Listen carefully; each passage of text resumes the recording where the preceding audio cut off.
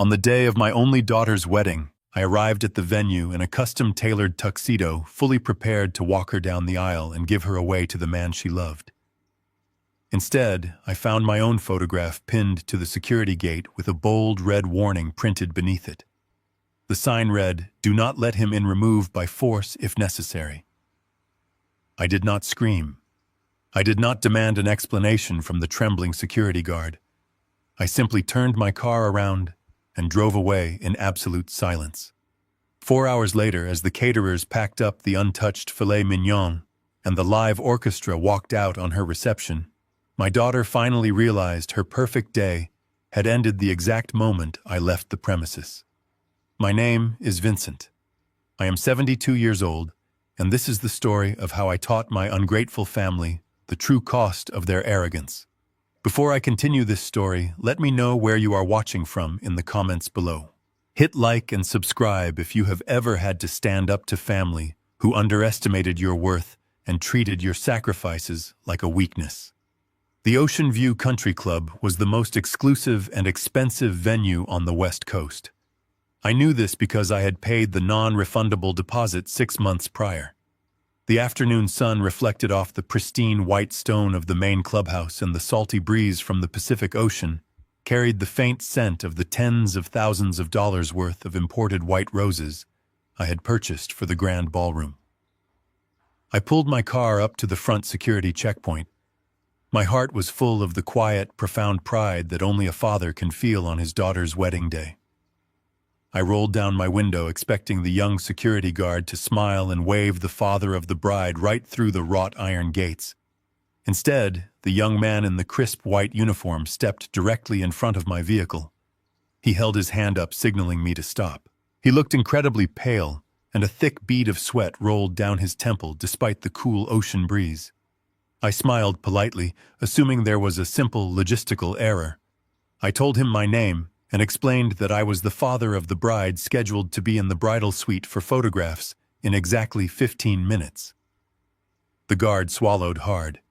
He refused to meet my eyes. He gripped a heavy wooden clipboard so tightly his knuckles turned entirely white. He told me he was extremely sorry, but his strict orders were to deny me entry to the property under any circumstances. I turned the engine off. The silence between us stretched out, heavy and confusing. I stepped out of my car, adjusting the cuffs of my tuxedo jacket, and asked the young man to repeat himself. I thought perhaps it was a misunderstanding regarding the guest list or the parking arrangements. The guard slowly raised the wooden clipboard.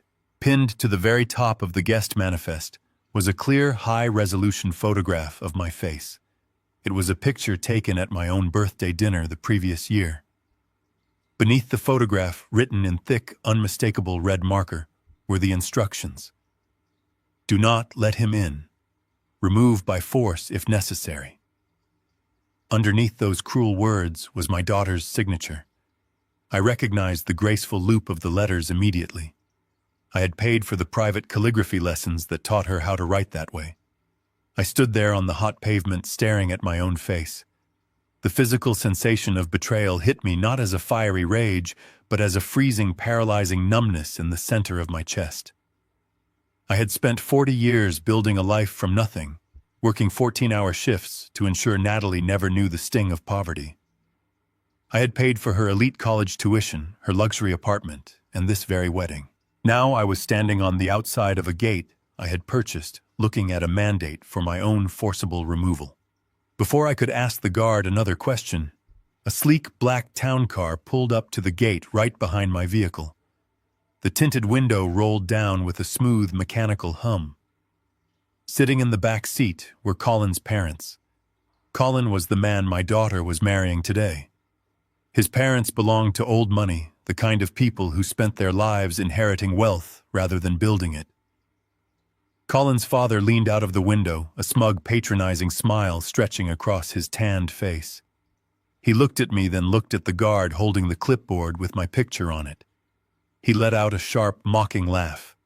He told me it was a shame I could not make it inside, but that high society events required a certain level of refinement that a retired garbage man simply could not fake. He told the driver to proceed, and the gate swung open for them, leaving me standing in the exhaust fumes of their luxury vehicle.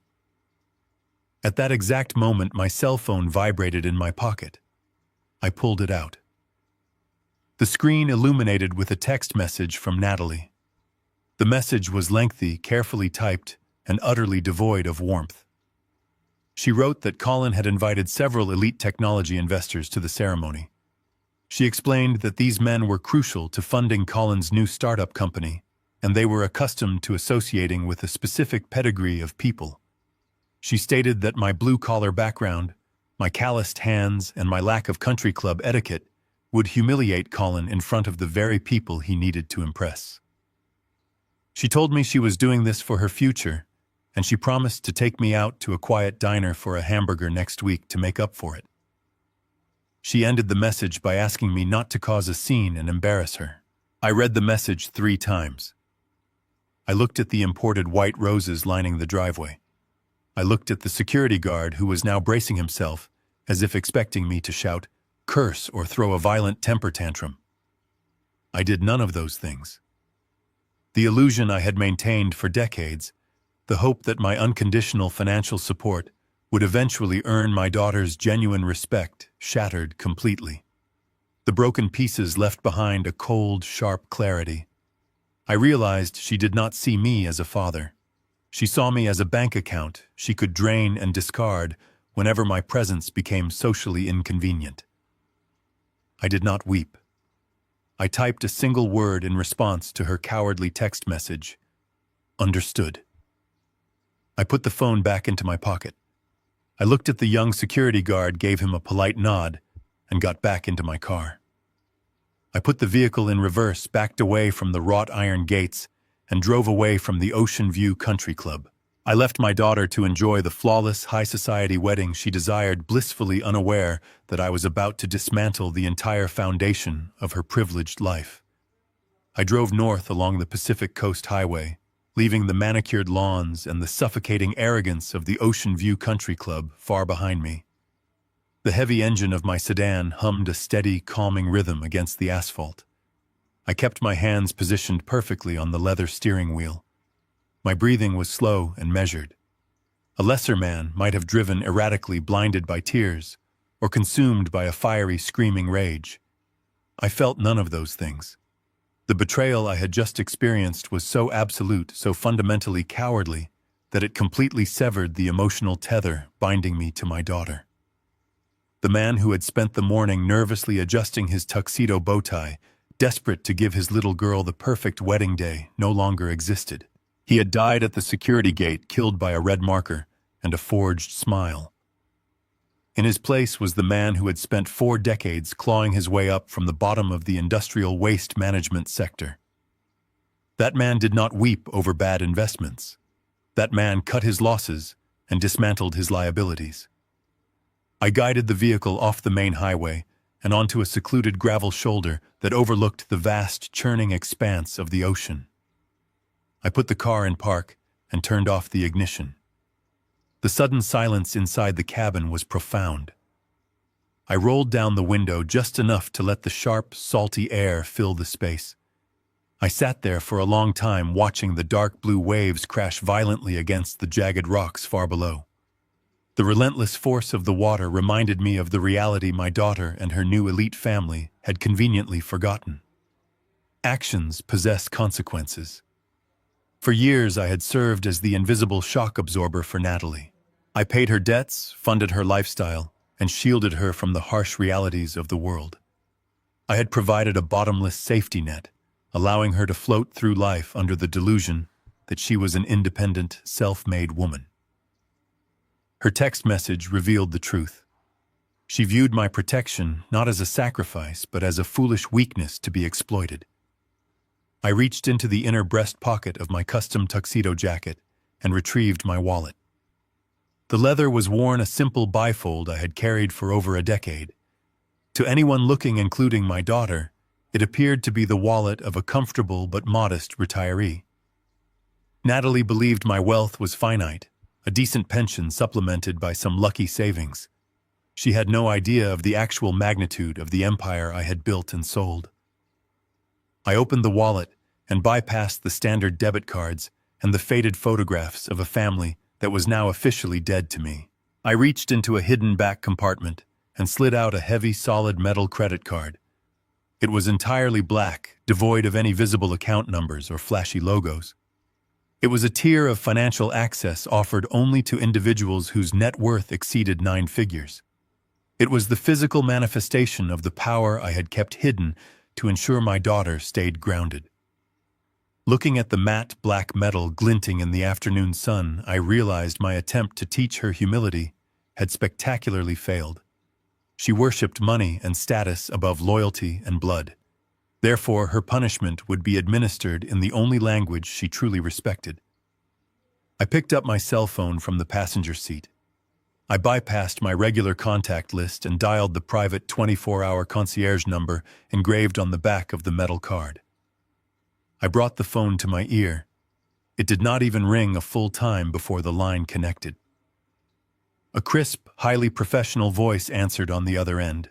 The man identified himself as Gregory, my dedicated senior wealth management director. Gregory did not handle trivial matters.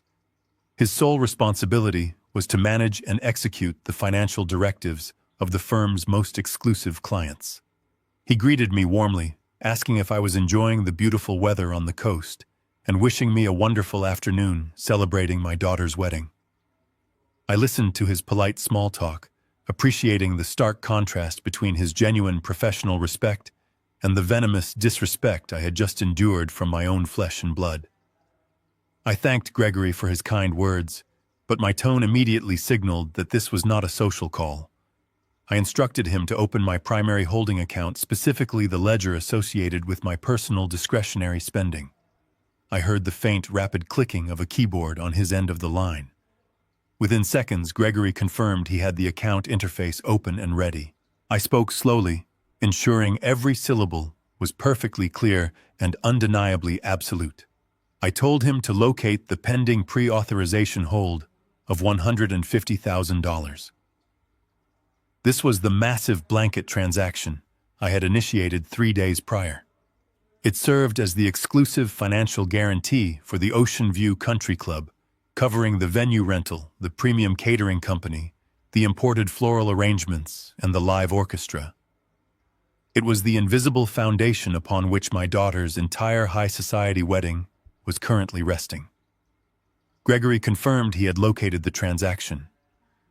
I took a deep breath of the ocean air, feeling a profound sense of calm wash over me. I instructed Gregory to cancel the hold immediately and revoke the payment authorization in its entirety. Gregory paused for a fraction of a second, his professional training preventing him from expressing any overt shock. He simply informed me that canceling a hold of this magnitude on the day of the event would instantly trigger automated fraud alerts at the merchant terminals. He warned me that the vendors would be immediately notified that the funding for the entire wedding had been completely withdrawn. I looked out at the horizon, watching a solitary ship navigate the turbulent waters. I told Gregory that I was fully aware of the consequences. I confirmed the cancellation order. The clicking of the keyboard echoed briefly through the phone speaker, followed by Gregory stating that the action was complete. The funds were locked safely back inside my account. The safety net was officially gone, and the countdown to their absolute public humiliation had officially begun. The phone was still pressed firmly against my ear. Gregory had already confirmed the initial cancellation of the master financial hold, but I knew the complex architecture of high-net-worth banking required a much more surgical approach to ensure my absolute legal and financial protection. I could not simply pull the plug and walk away. I had to dismantle the event piece by piece. I instructed my wealth manager to break down the master ledger and void the individual merchant authorization codes one by one. I wanted absolutely no room for administrative error and no possibility of a grace period for the vendors at the country club. I wanted the financial reality to hit them with the same sudden force as the betrayal had hit me at the security gate. Gregory read out the first major item on the list. It was the primary venue fee for the Ocean View Country Club, totaling exactly $60,000. I told him to terminate it immediately. As he processed the digital command, I thought about that grand ballroom with its towering crystal chandeliers and imported marble floors. I had signed that heavy contract 6 months ago, genuinely believing I was providing a beautiful and secure foundation for my daughter's future. Now that exact same country club was employing armed security guards to treat me like a trespassing criminal. Revoking that specific payment felt like literally taking back the very ground they were standing on. Gregory informed me that the accounting software at the country club would receive a fatal error notification within the next 10 minutes, flagging the account as completely insolvent. He calmly moved to the next line item on his screen. It was the premium catering company.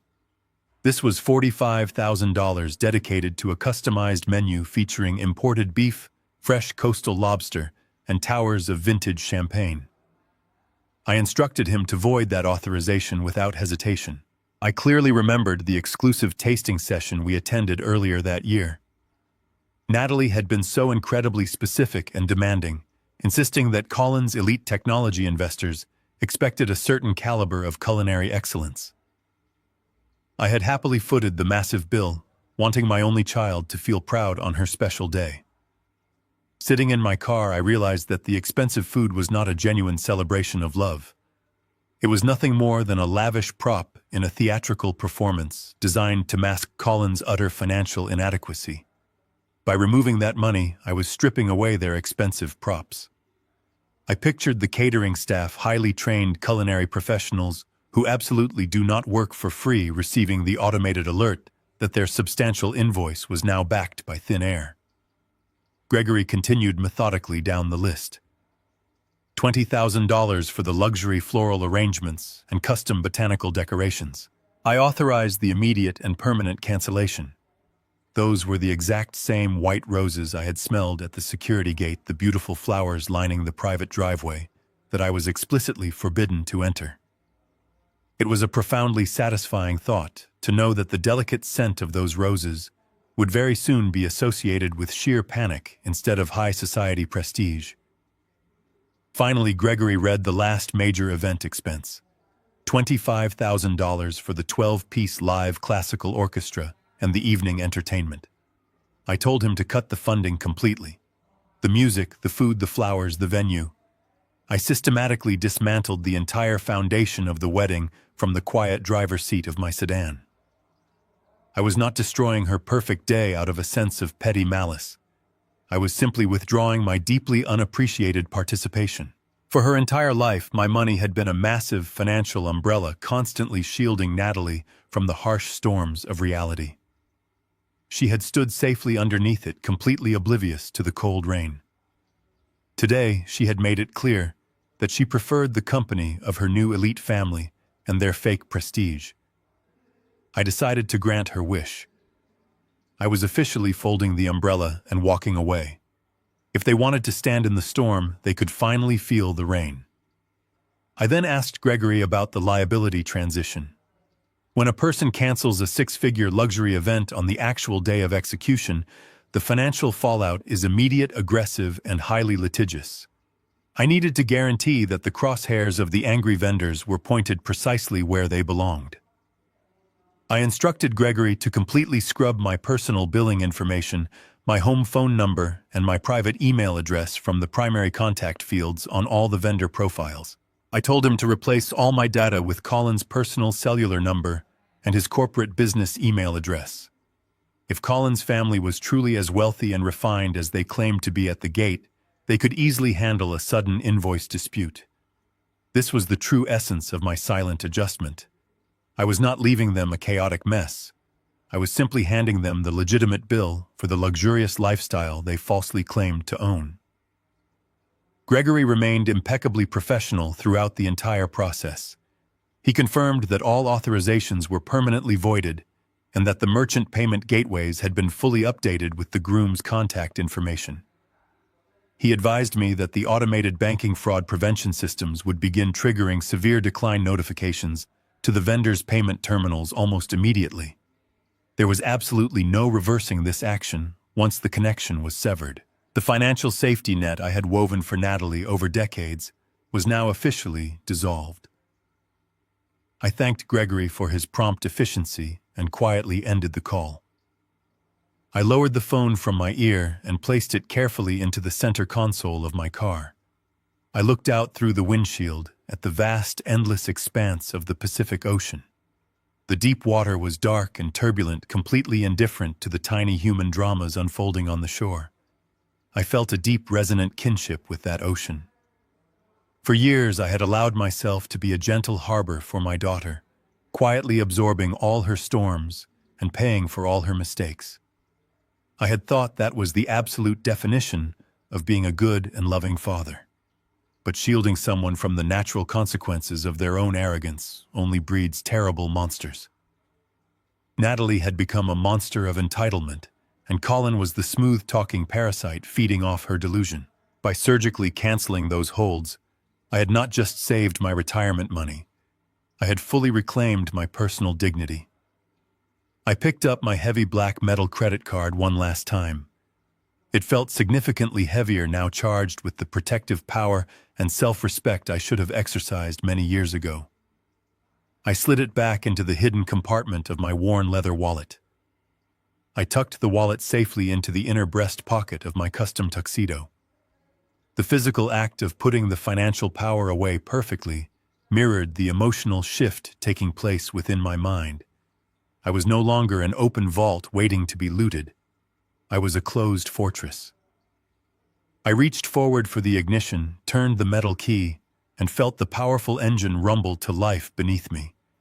The quiet, isolated cliffside had served its ultimate purpose. It was the exact place where I finally stopped being a willing victim of my own blind generosity. I put the car into drive, pulled smoothly off the gravel shoulder, and merged back onto the highway, driving steadily toward a future that belonged entirely to me. As I steered my car back onto the Pacific Coast Highway, the words of Colin's father echoed loudly in my mind. He had called me a retired garbage man.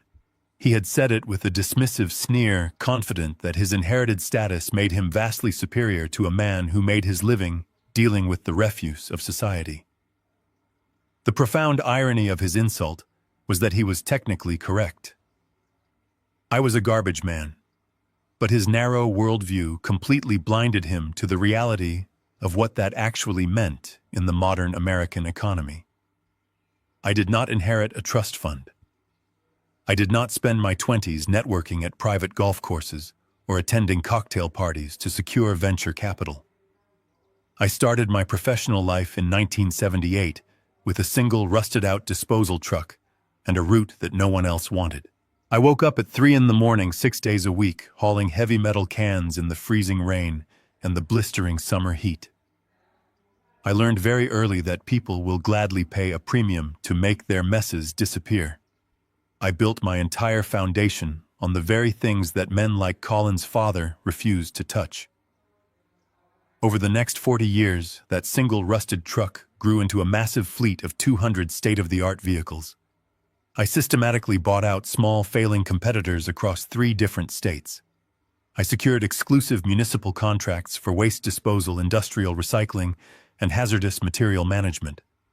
I purchased thousands of acres of barren land and transformed them into highly profitable, environmentally compliant processing facilities.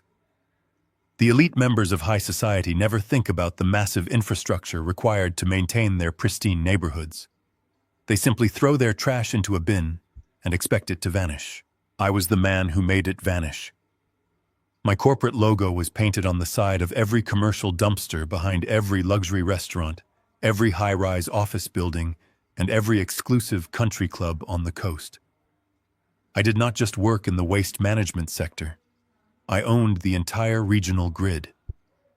10 years ago, a massive national conglomerate approached me with an aggressive acquisition offer. They wanted to consolidate the coastal market, and my empire was the only obstacle standing in their way. The negotiation process lasted 6 grueling months. My legal team fought for every single concession. When I finally signed the legal paperwork and handed over the keys to my company, I walked away with a payout that exceeded $300 million. I secured a financial dynasty before my 60th birthday, but I made a very deliberate and calculated decision the day that money hit my accounts. I chose to keep the sale absolutely secret from my daughter. I instructed my lawyers to mask my identity in all public press releases regarding the acquisition. My reasoning was deeply rooted in the tragedies I had witnessed throughout my long career. I had done business with incredibly wealthy families for decades. I had watched the corrosive effect of unearned money on the next generation. I saw children of millionaires grow up with zero ambition, zero empathy, and zero understanding of consequence. They became hollow, arrogant creatures who believed their last name was a substitute for actual character. Natalie was my only child. Her mother passed away when she was young, leaving me as her sole compass in life. I was terrified that if she knew she was the sole heiress to a massive fortune, she would lose her drive. I wanted her to build her own identity. I wanted her to value education, to understand the profound satisfaction of earning a paycheck, and to treat every single person with respect regardless of their social standing or their bank account balance. To maintain this necessary illusion, I carefully curated my public lifestyle. I did not buy a sprawling mansion or a fleet of exotic sports cars. I purchased a very comfortable but unassuming home in a quiet suburb. I drove reliable domestic sedans. I wore tailored suits for special occasions, but I never flashed luxury watches or designer labels. When Natalie needed money for college, I paid for it, but I framed it as a significant sacrifice that required me to dip heavily into my retirement savings.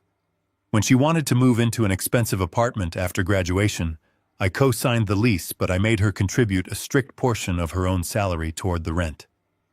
I created an environment where she felt secure, but never entitled. Behind the scenes, my wealth managers had structured an impenetrable web of trusts and offshore investments. These accounts were all designed to transfer the massive bulk of my estate to her the moment she turned 35.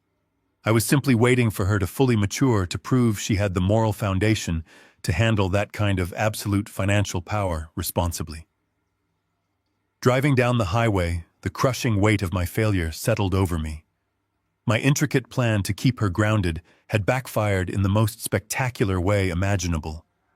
By hiding my true net worth, I had inadvertently trained her to seek validation from the very people I despised. She had grown up believing we were ordinary, and she desperately wanted to be extraordinary.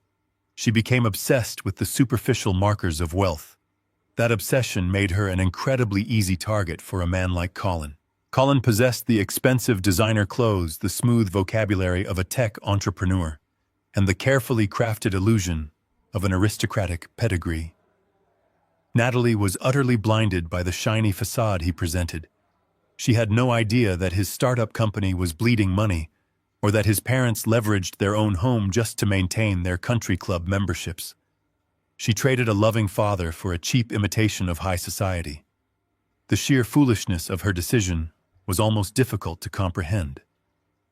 To impress a room full of fake investors and a family drowning in secret debt, she had locked the door on a man who could have bought Colin's entire industry with a single phone call. She had willingly forfeited an inheritance that would have secured her bloodline for the next 5 generations. She banned me from her wedding because she was ashamed of my calloused hands, completely unaware that those exact hands held the master keys to an empire. I felt a tight, grim smile form on my face. The pain of the betrayal was still present, but it was rapidly being replaced by a cold, calculating satisfaction. For years, I had carefully managed my money to protect Natalie from the corrupting influence of wealth. Now I was going to use that exact same money to teach her the most painful lesson of her life. The financial umbrella was permanently gone. The trust funds were going to be completely dissolved. The inheritance was entirely revoked. She wanted to live in Colin's world of elite privilege and ruthless corporate maneuvering. I was going to let her have it, but I was also going to ensure she experienced the absolute devastation that occurs when that fragile world collapses. I pressed my foot down on the accelerator, eager to set the next phase of my adjustment into motion. I was no longer a protective father. I was a businessman who had just identified a terrible investment, and I was about to aggressively liquidate my assets.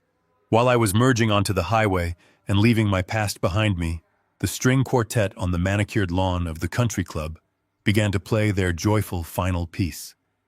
The ocean breeze fluttered through the imported silk ribbons tied to the back of 200 mahogany chairs. The hired officiant smiled warmly at the crowd and formally pronounced Natalie and Colin as husband and wife. The wealthy guests erupted into polite, measured applause. Colin leaned in and kissed his new bride, wrapping his arms around her expensive lace gown. From an outsider's perspective, it was the absolute picture of high society perfection. It was a flawless magazine cover brought to life. As they walked hand in hand back down the aisle, Natalie scanned the crowd with a radiant smile. Later, I would learn from a mutual acquaintance that she felt an overwhelming sense of relief at that exact moment. She saw the elite technology investors nodding in approval. She saw Colin's parents beaming with aristocratic pride. What she did not see was a tired older man with calloused hands sitting in the front row. In her mind, the surgical removal of her father had been a complete success. She believed she had successfully protected her new image. She leaned her head against Colin's shoulder, blissfully ignorant that the very ground she was walking on had just been financially pulled out from under her. The ceremony concluded smoothly, and the guests began their leisurely stroll toward the grand ballroom for the highly anticipated reception. Women in designer dresses and men in tailored suits laughed and mingled as they walked along the pristine stone pathways. The country club staff stood at attention along the route, holding silver trays loaded with crystal flutes of vintage champagne. Natalie and Colin led the procession, soaking in the admiration of their peers. Colin was already working the crowd, shaking hands with the venture capitalists and casually mentioning his startup company. He was using the sheer opulence of the venue to validate his own non-existent success.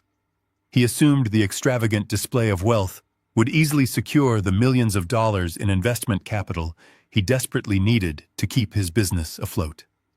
The grand ballroom doors stood open, revealing a breathtaking space filled with towering floral centerpieces and tables draped in heavy white linen. The 12-piece live classical orchestra was already seated on the elevated stage, tuning their polished brass and wooden instruments. The premium catering staff was positioned behind the carving stations, sharpening their knives next to massive cuts of imported beef. It was a perfectly choreographed symphony of luxury waiting for the final cue to begin. However, the invisible digital shockwave of my phone call was already racing through the country club's accounting network. Behind the heavy velvet curtains near the kitchen entrance, the senior event coordinator was casually reviewing the evening timeline on her electronic tablet. She was expecting a smooth, profitable night. She did not know that the massive financial dam holding the entire event together had just completely collapsed. The guests continued to pour into the ballroom, blindly raising their glasses to toast a couple who were now effectively bankrupt. The music swelled, the champagne flowed, and the trap I had carefully set was completely primed, waiting for the exact moment the servers tried to process the master invoices. Inside the grand ballroom of the Ocean View Country Club, the atmosphere was thick with the intoxicating scent of expensive perfume and roasted meats. 200 members of the social elite found their assigned seats at tables covered in imported white silk. Massive crystal chandeliers cast a warm golden glow over the entire room, reflecting brightly off the polished silver cutlery and the delicate rims of the champagne flutes. The 12-piece classical orchestra transitioned from their gentle background music into a lively, sophisticated waltz, signaling to the crowd that the formal reception was officially underway. Waiters in immaculate white uniforms stood at perfect attention along the perimeter of the room. They balanced heavy silver trays loaded with the first course, a delicate culinary arrangement of coastal lobster and imported caviar. Everything was executing in perfect synchronization. Colin and Natalie sat at the elevated sweetheart table at the front of the room, looking out over their newly conquered kingdom. Colin leaned over and whispered into Natalie's ear, undoubtedly congratulating himself on a flawless performance. He then confidently raised his glass to a table of wealthy venture capitalists seated nearby, securing their attention and their absolute approval. It was the exact peak of their fabricated triumph, the precise moment before gravity decided to finally take effect. Behind the heavy velvet curtains that separated the opulent ballroom from the chaotic industrial kitchen, the senior event coordinator was preparing to give the service staff their final cue. Her name was Amanda, and she had managed luxury high society weddings for over a decade. She held a sleek electronic tablet in her left hand, monitoring the master timeline and the real-time venue billing software. She raised her right hand, signaling the executive kitchen manager to begin the synchronized deployment of the expensive first course. At that exact second, the bright screen of her tablet abruptly flashed a brilliant, alarming shade of red. A harsh digital notification chime cut entirely through the ambient noise of the busy kitchen. Amanda frowned, assuming it was a simple wireless connectivity error. She tapped the glass screen to refresh the primary billing gateway. The red warning banner did not disappear. Instead, it expanded, displaying a critical system failure message in bold black text. The master authorization code for the $150,000 financial hold had been permanently revoked by the issuing bank. The available balance on the master event account had plummeted from 6 figures to absolute zero in a fraction of a second. Amanda felt a freezing cold knot of professional dread form in her stomach. In the high-stakes world of luxury event planning, premium vendors do not operate on faith or promises. They operate on guaranteed funds. The catering manager, a large man with a very strict temper, looked at her raised hand and asked loudly if they were clear to serve the lobster. Amanda stared at the flashing red screen. She knew that if she allowed a single plate of that expensive food to hit the guest tables, her company would be held entirely liable for the massive cost. She lowered her hand immediately. She ordered the kitchen manager to halt all service and lock down the culinary stations. The catering staff froze in total confusion, but Amanda did not have time to explain the disaster. She turned and practically sprinted through the swinging metal doors, slipping quietly back into the grand ballroom. She forced a bright professional smile onto her face as she navigated through the crowded maze of tables, but her eyes were wide with genuine panic.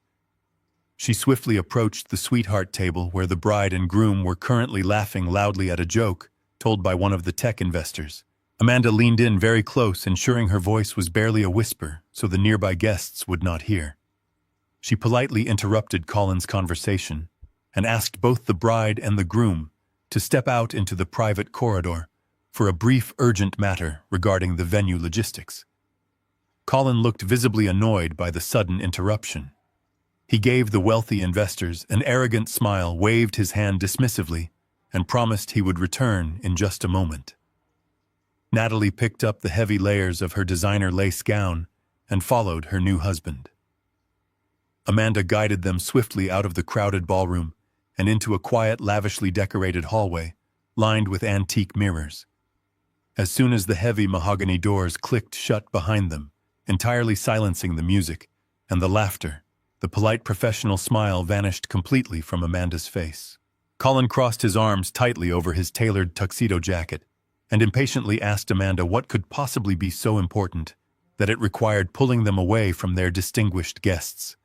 He aggressively reminded her that he was in the middle of a very critical networking conversation that would define his corporate future. Amanda did not apologize for the interruption. She held up her electronic tablet, turning the screen so both Colin and Natalie could clearly see the glaring red financial failure notification. Amanda spoke with a firm, uncompromising tone. She informed them that the primary financial hold securing the entire event had just been aggressively canceled by the bank. She explained that the country club, the premium caterers, and the classical orchestra were currently completely unfunded. Natalie's face dropped in shock.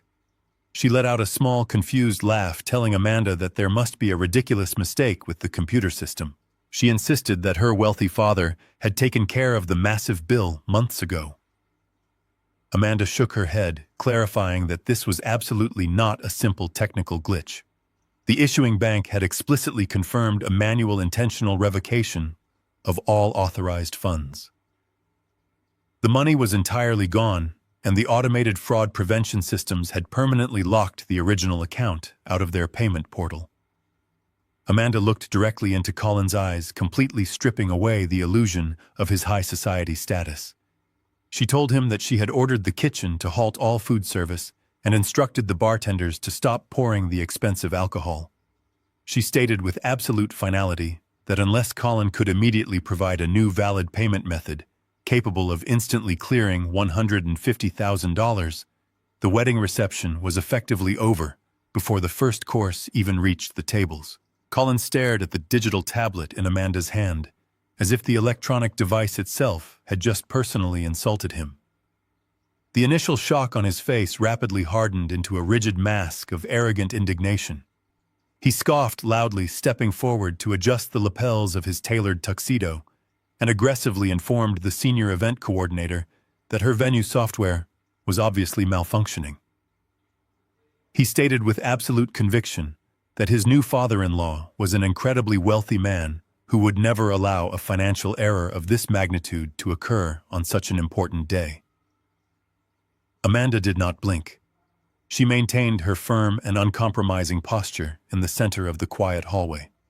She calmly reiterated that the banking institution had manually revoked the master authorization and that the venue required an immediate swipe of a new physical credit card to reactivate the service protocols in the kitchen. Natalie stood silently beside Colin, her hands nervously clutching the heavy fabric of her designer lace gown.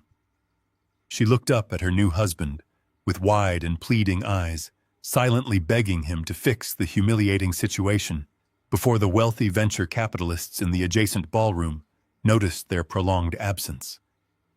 Colin offered Natalie a smooth and highly practiced, reassuring smile. He reached into the inner breast pocket of his jacket and retrieved a sleek, genuine leather wallet. He pulled out a heavy titanium credit card. He held it up between his fingers intentionally, allowing the hallway lights to catch the brushed metallic surface, subtly weaponizing the physical object to reassert his dominance over the staff member.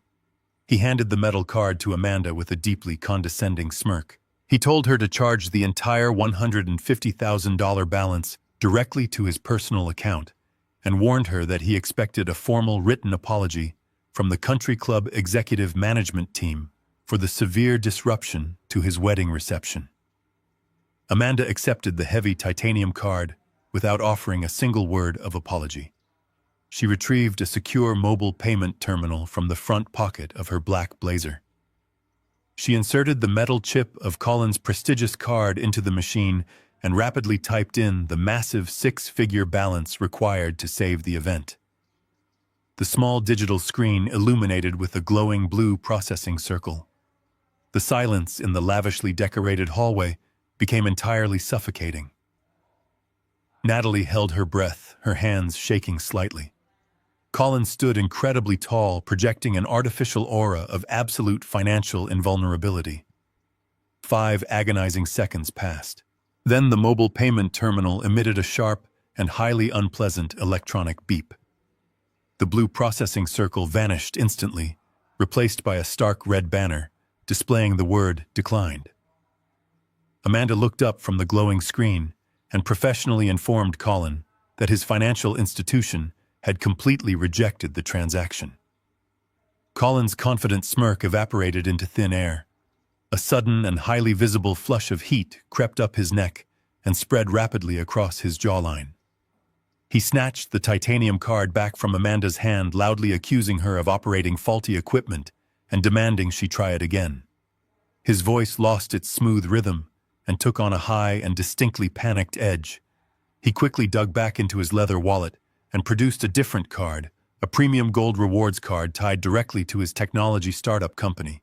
He shoved it toward Amanda, ordering her to run it immediately and stop wasting his extremely valuable networking time. Amanda inserted the second card into the terminal without changing her expression. The machine processed the encrypted data for 3 long seconds before emitting the exact same sharp and unpleasant beep. The digital screen flashed bright red again. Declined. Amanda held the mobile terminal out so Colin could see the fatal digital notification for himself. She stated clearly that both of his premium accounts completely lacked the necessary available credit to cover even a fraction of the outstanding venue balance. The blood completely drained from Colin's face, leaving his skin a sickly shade of pale gray.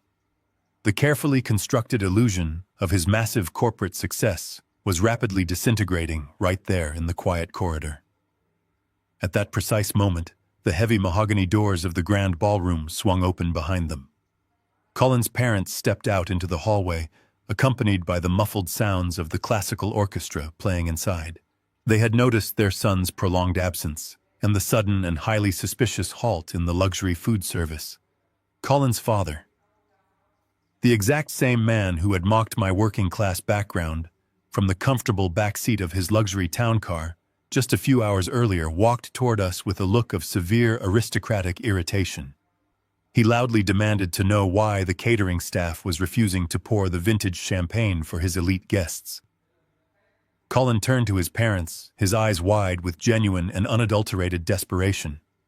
The smooth-talking tech entrepreneur was entirely gone completely, replaced by a terrified little boy caught in a massive, unmanageable lie. He rapidly explained the terrifying situation to his father, claiming that Natalie's family had encountered a catastrophic banking error and maliciously left the venue completely unfunded. Colin practically begged his father to temporarily cover the massive invoice with his legendary corporate accounts, frantically promising to reimburse him the very next morning when the commercial banks reopened. Colin's father puffed out his chest, adopting a posture of supreme annoyance and extreme superiority. He loudly criticized my apparent financial incompetence, telling Natalie that he always knew a retired garbage man could never successfully execute a high society event without ruining it. He confidently pulled a thick platinum credit card from his own designer wallet, turning to Amanda with a look of absolute disdain. He handed her the prestigious card loudly, instructing her to process the payment immediately and get the reception back on track before his wealthy friends decided to leave the property in disgust. Amanda took the platinum card from the older man with the exact same cold efficiency she had shown his son. She slid it into the mobile terminal and entered the massive balance one more time. Colin's father stood with his hands resting casually on his hips, thoroughly enjoying his momentary role as the wealthy savior of the evening. The machine processed the banking information. The harsh electronic beep echoed loudly against the antique mirrors lining the hallway walls. The digital screen flashed bright red. Declined. Colin's father blinked in rapid confusion. He stammered quietly, claiming there must be a daily spending limit he had simply forgotten to adjust with his wealth manager. He quickly pulled out another card from a different luxury bank. Amanda swiped it through the machine. Declined. The older man began to sweat profusely, frantically digging through his leather wallet and handing Amanda card after card in a state of escalating panic. Every single attempt resulted in the exact same aggressive red notification and the exact same horrible electronic beep. The horrifying truth materialized in the quiet corridor with absolute and devastating clarity. Colin's entire family possessed no actual wealth. Their entire aristocratic existence was a carefully orchestrated fraud built entirely on heavily leveraged debt, maxed-out credit lines, and the desperate hope of securing a massive financial bailout through Colin's marriage to my daughter. They were utterly and completely bankrupt. Amanda calmly handed the thick stack of worthless plastic cards back to Colin's trembling father. She did not offer a polite smile or a single word of comfort. She looked at the four panicked individuals standing before her and delivered her final uncompromising verdict. She stated that since no valid payment could be secured to cover the vendor guarantees, the Ocean View Country Club was officially terminating the event. She informed them that the catering staff would begin clearing the tables immediately. The bartenders would lock the alcohol cabinets, and their distinguished guests would be politely asked to vacate the premises. Amanda did not wait for Colin's father to stop stammering. She turned on her heel and walked purposefully back through the heavy mahogany doors, leaving the four of them standing in the corridor. Colin pushed the doors open a moment later, rushing into the grand ballroom with a look of absolute terror on his face. The scene unfolding before him was a perfectly orchestrated nightmare. Amanda had already given the emergency signal to her staff. The polished, seamless illusion of high society luxury was being aggressively dismantled in real time. At the tables nearest to the sweetheart table, the wealthy venture capitalists were just reaching for their heavy silver forks. Before a single piece of imported lobster could be tasted, a team of waiters in crisp white uniforms stepped forward. With swift and unapologetic efficiency, they began lifting the porcelain plates right out from under the guests. Murmurs of profound confusion rippled across the room. Elegant women in designer gowns pulled their hands back, looking offended and bewildered as the lavish first course was rapidly loaded onto large metal clearing carts.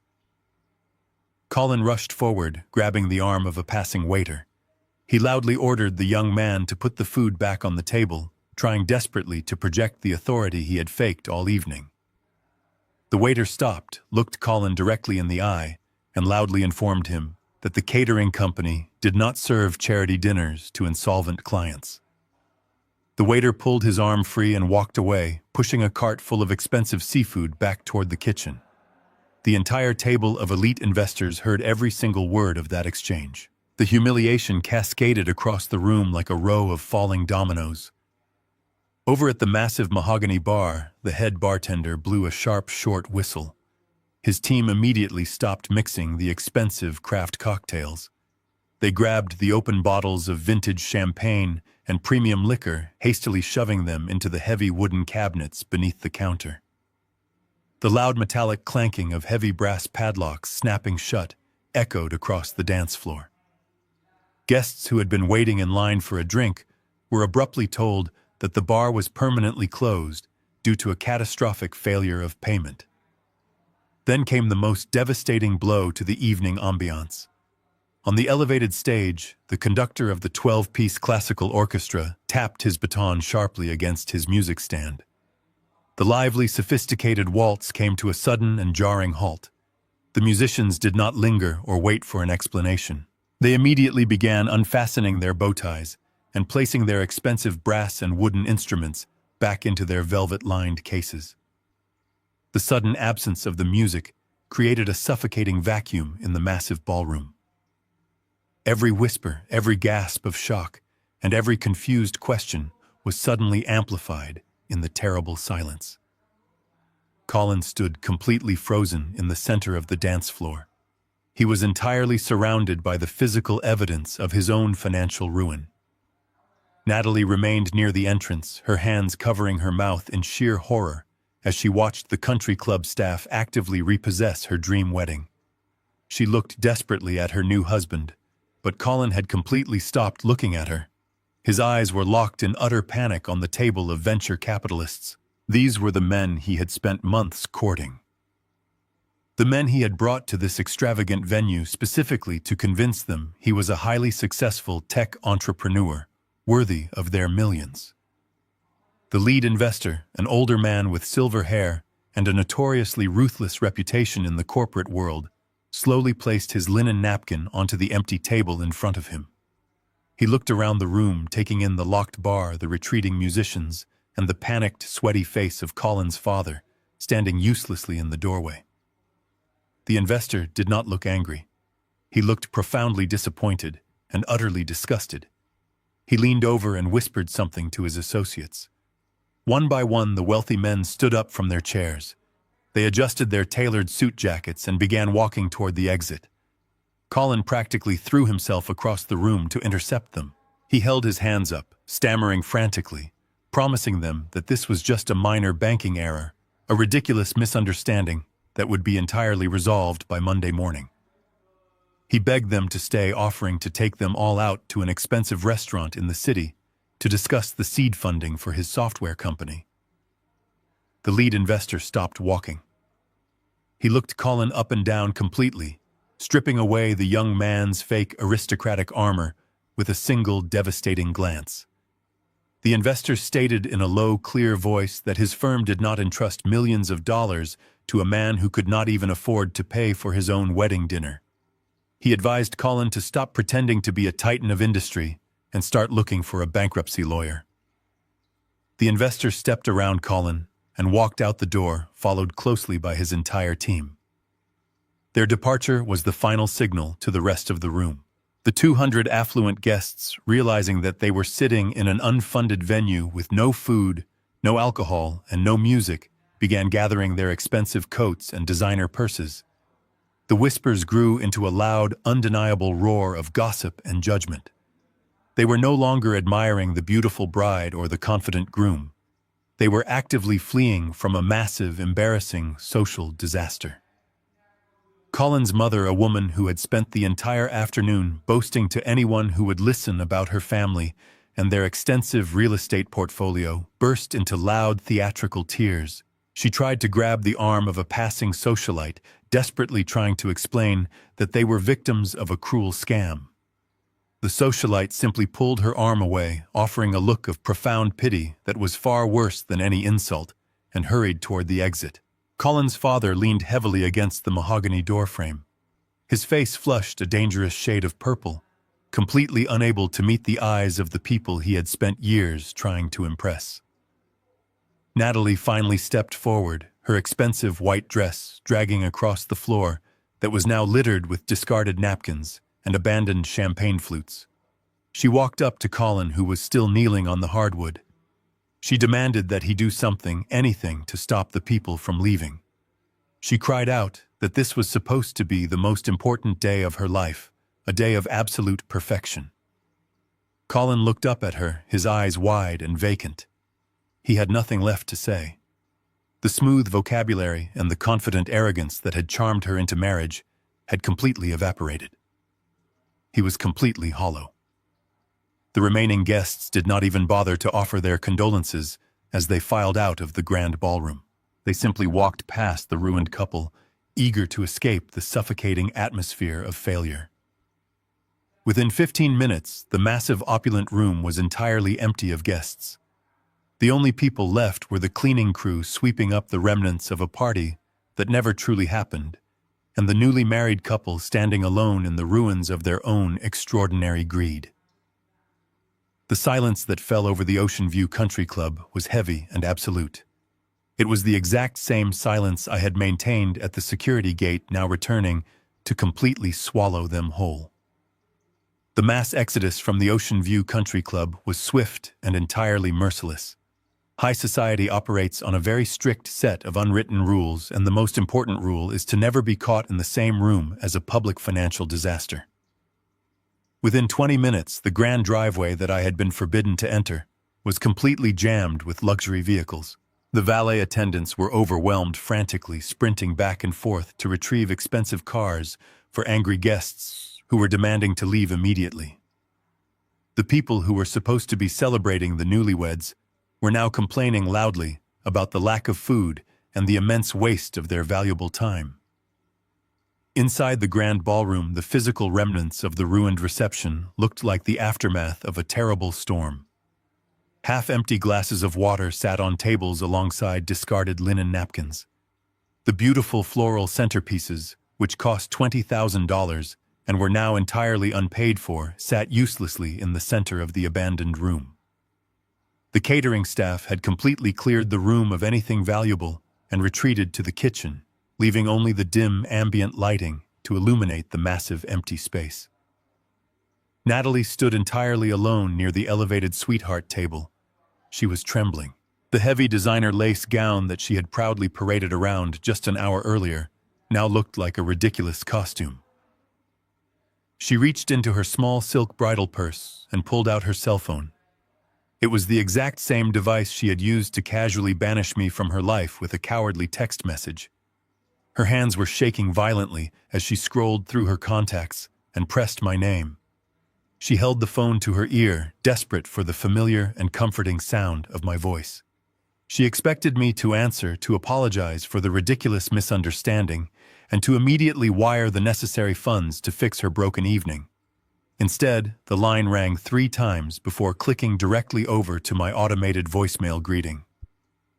She hung up and dialed the number again. She dialed it a 3rd time, then a 4th. Every single attempt ended with the exact same cold and recorded message. The infinite financial safety net that she had taken for granted her entire life was permanently disconnected. For the first time in her 32 years, she was entirely on her own. While Natalie frantically redialed my number with tears streaming down her carefully makeup-covered face, Colin was pacing back and forth across the empty hardwood dance floor. He was not looking at his new wife. He was not offering her a shoulder to cry on, or whispering gentle words of comfort. His carefully maintained mask of sophisticated charm had completely melted away, revealing the terrified and vicious man hiding underneath. He ran his hands aggressively through his perfectly styled hair, his face twisted in a mask of absolute fury. He began to shout, his voice echoing loudly against the tall antique mirrors and the crystal chandeliers. He did not blame his own lack of actual funds or his parents' completely fabricated wealth. He entirely blamed me. He screamed at Natalie, pacing aggressively as he listed all the powerful venture capitalists who had just walked out the door. He shouted that my petty and vindictive behavior had single-handedly destroyed his professional reputation. He yelled that he had spent 6 agonizing months courting the lead investor, practically begging for the seed funding necessary to keep his technology startup from drowning in massive corporate debt.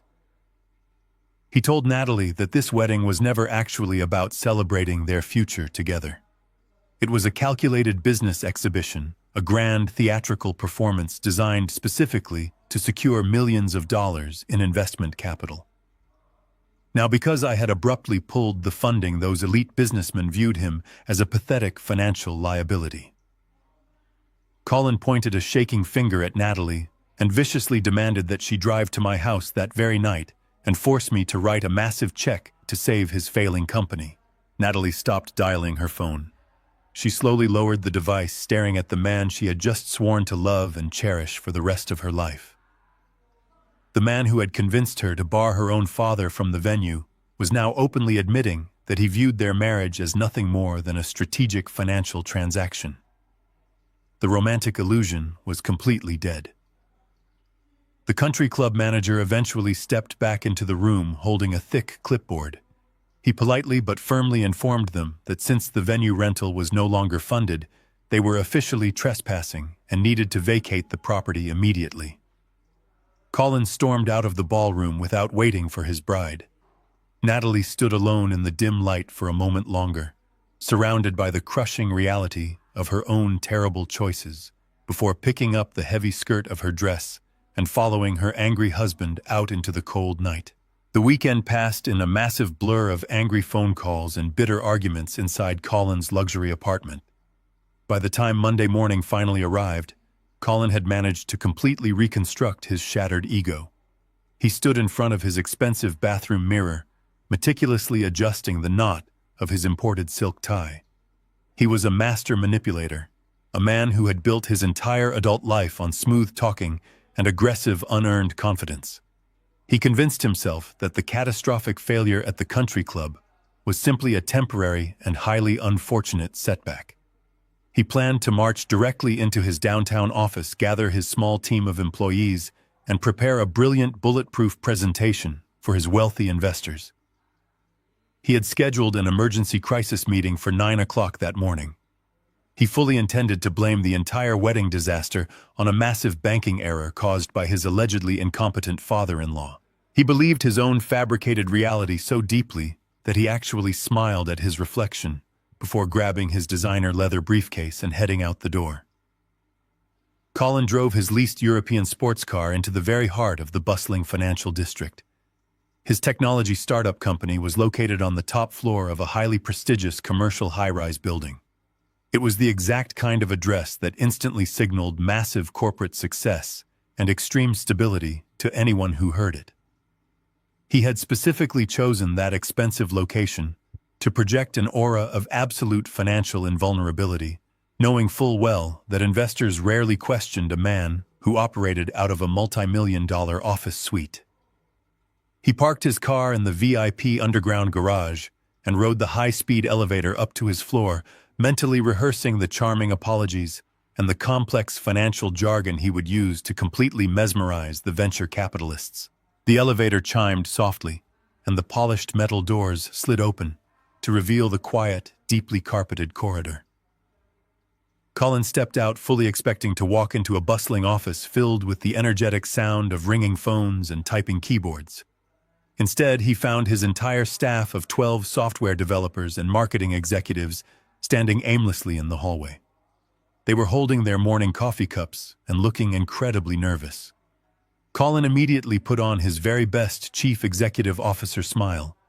He clapped his hands together, projecting his fake authority, and loudly asked his team why they were loitering outside in the corridor instead of sitting at their desks preparing for the most critical investment meeting in the short history of their company. His lead software developer, a young man with a visibly terrified expression on his face, did not say a single word. He simply raised a shaking finger and pointed toward the entrance of their office suite. Colin turned his head and marched confidently toward the heavy glass double doors. He reached his hand out to pull the handle, but his fingers froze in midair. Wrapped tightly through the sleek stainless steel handles was a thick industrial-grade metal chain. Securing the heavy steel links together was a massive solid brass padlock. The heavy metal completely immobilized the glass doors. Colin stared at the lock, his confident, highly practiced smile evaporating into thin air. He felt a sudden icy knot of sheer panic tighten in the center of his chest. He quickly pulled his corporate electronic keycard from his wallet and slapped it hard against the security reader mounted on the wall. The machine emitted a sharp, highly unpleasant electronic beep. A bright red light flashed across the digital screen. Access denied. He slapped the plastic card against the reader a second time, his movements growing frantic. The machine beeped again, flashing the exact same aggressive red warning. The electronic security system had completely erased his credentials. Colin grabbed the cold metal chain and pulled on it with all his remaining strength. The thick glass doors rattled violently in their heavy metal frames, but the padlock held incredibly firm. His employees watched in absolute stunned silence as their supposedly wealthy and powerful boss struggled uselessly against a locked door like a common trespassing criminal. Colin felt a humiliating burning flush of heat rise up his neck and spread across his face. He stepped back from the doors, his breath coming in short, panicked gasps. It was at that exact moment he noticed a crisp, white legal document taped to the inside of the glass, positioned perfectly at eye level, so anyone walking by could clearly read it. He leaned forward, pressing his sweating hands against the cold glass to read the bold black text printed on the paper. It was a formal, legally binding notice of immediate commercial eviction. The document clearly stated that the master lease had been aggressively terminated due to severe and intentional contract violations. It further declared that all physical assets inside the suite, including the expensive computer monitors, the critical server towers, and the proprietary data drives containing all of their software code, were now legally seized by the property management company. Colin felt the blood completely drain from his face, leaving him feeling sick and lightheaded. His entire company, the only tangible leverage he had left in the world to secure funding, was locked safely away inside that room. He had absolutely nothing left to sell. He spun around to face his silent employees, his eyes wide with wild, unadulterated desperation. He frantically patted his suit pockets, desperately looking for his cell phone to call the building superintendent and demand a furious explanation. But before his fingers could even grasp the device, the soft, melodic chime of the elevator echoed through the quiet hallway. The polished metal doors slid open once again. Stepping out into the corridor were the three elite venture capitalists Colin had so desperately summoned for his emergency rescue meeting. The older silver-haired lead investor took one slow look at the 12 confused employees, the heavy metal chain wrapping the handles, and the highly visible official eviction notice taped to the glass. He then looked directly at Colin, who was standing completely paralyzed in the middle of the hallway, locked out of his own fraudulent empire. The smooth-talking tech entrepreneur was entirely out of excuses, entirely out of borrowed money, and about to face the absolute crushing destruction of his carefully curated professional life. While Colin was standing in the deeply carpeted corridor of the financial district, Completely paralyzed by the reality of the heavy metal chain securing his office doors, I was sitting quietly in the leather armchair of my private home study. The morning sun was streaming through the large bay windows, casting a warm and peaceful glow over my solid mahogany desk. I held a steaming mug of black coffee in my right hand, enjoying the absolute silence of my empty house. Resting perfectly in the center of my desk was a duplicate copy of the exact same official eviction notice that Colin was currently staring at in absolute horror. My lawyer Warren had messaged me 2 hours earlier to confirm that the property management company had successfully executed my direct orders before dawn. The locks were changed, the electronic keycards were deactivated, and the physical assets were permanently seized.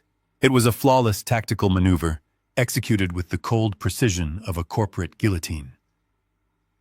I took a slow sip of my coffee, feeling a profound sense of satisfaction wash over me. I had not slept much over the weekend, but I did not feel tired. I felt completely rejuvenated, as if a massive, suffocating weight had finally been lifted from my shoulders.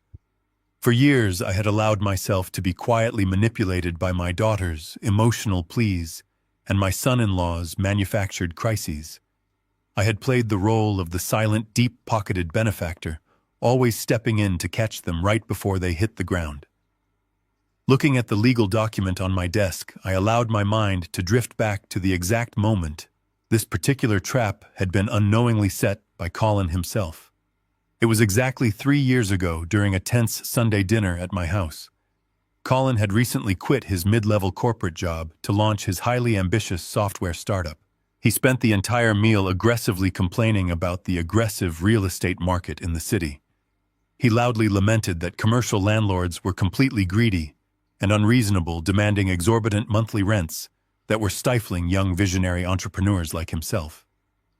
He specifically targeted a highly prestigious high-rise building in the center of the financial district, claiming that if he could just secure the top-floor suite there, his company would immediately project the massive credibility needed to attract elite venture capitalists. However, the lease was entirely out of his financial reach.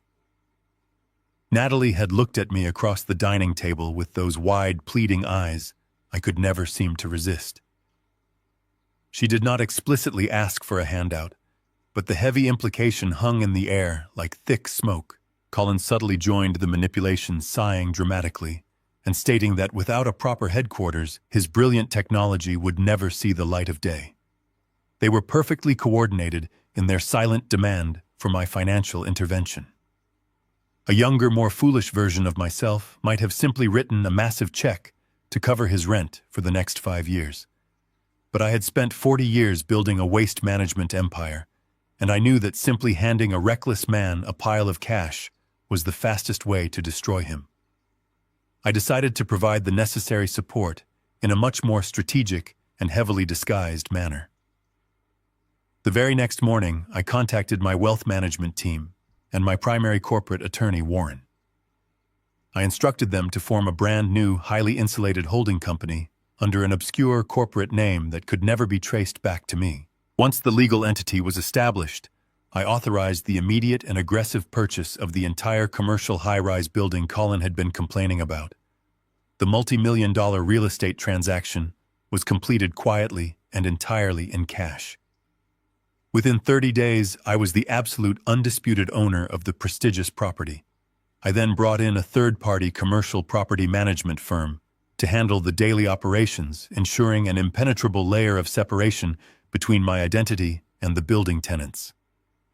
I gave the property manager one highly specific directive regarding the top-floor suite.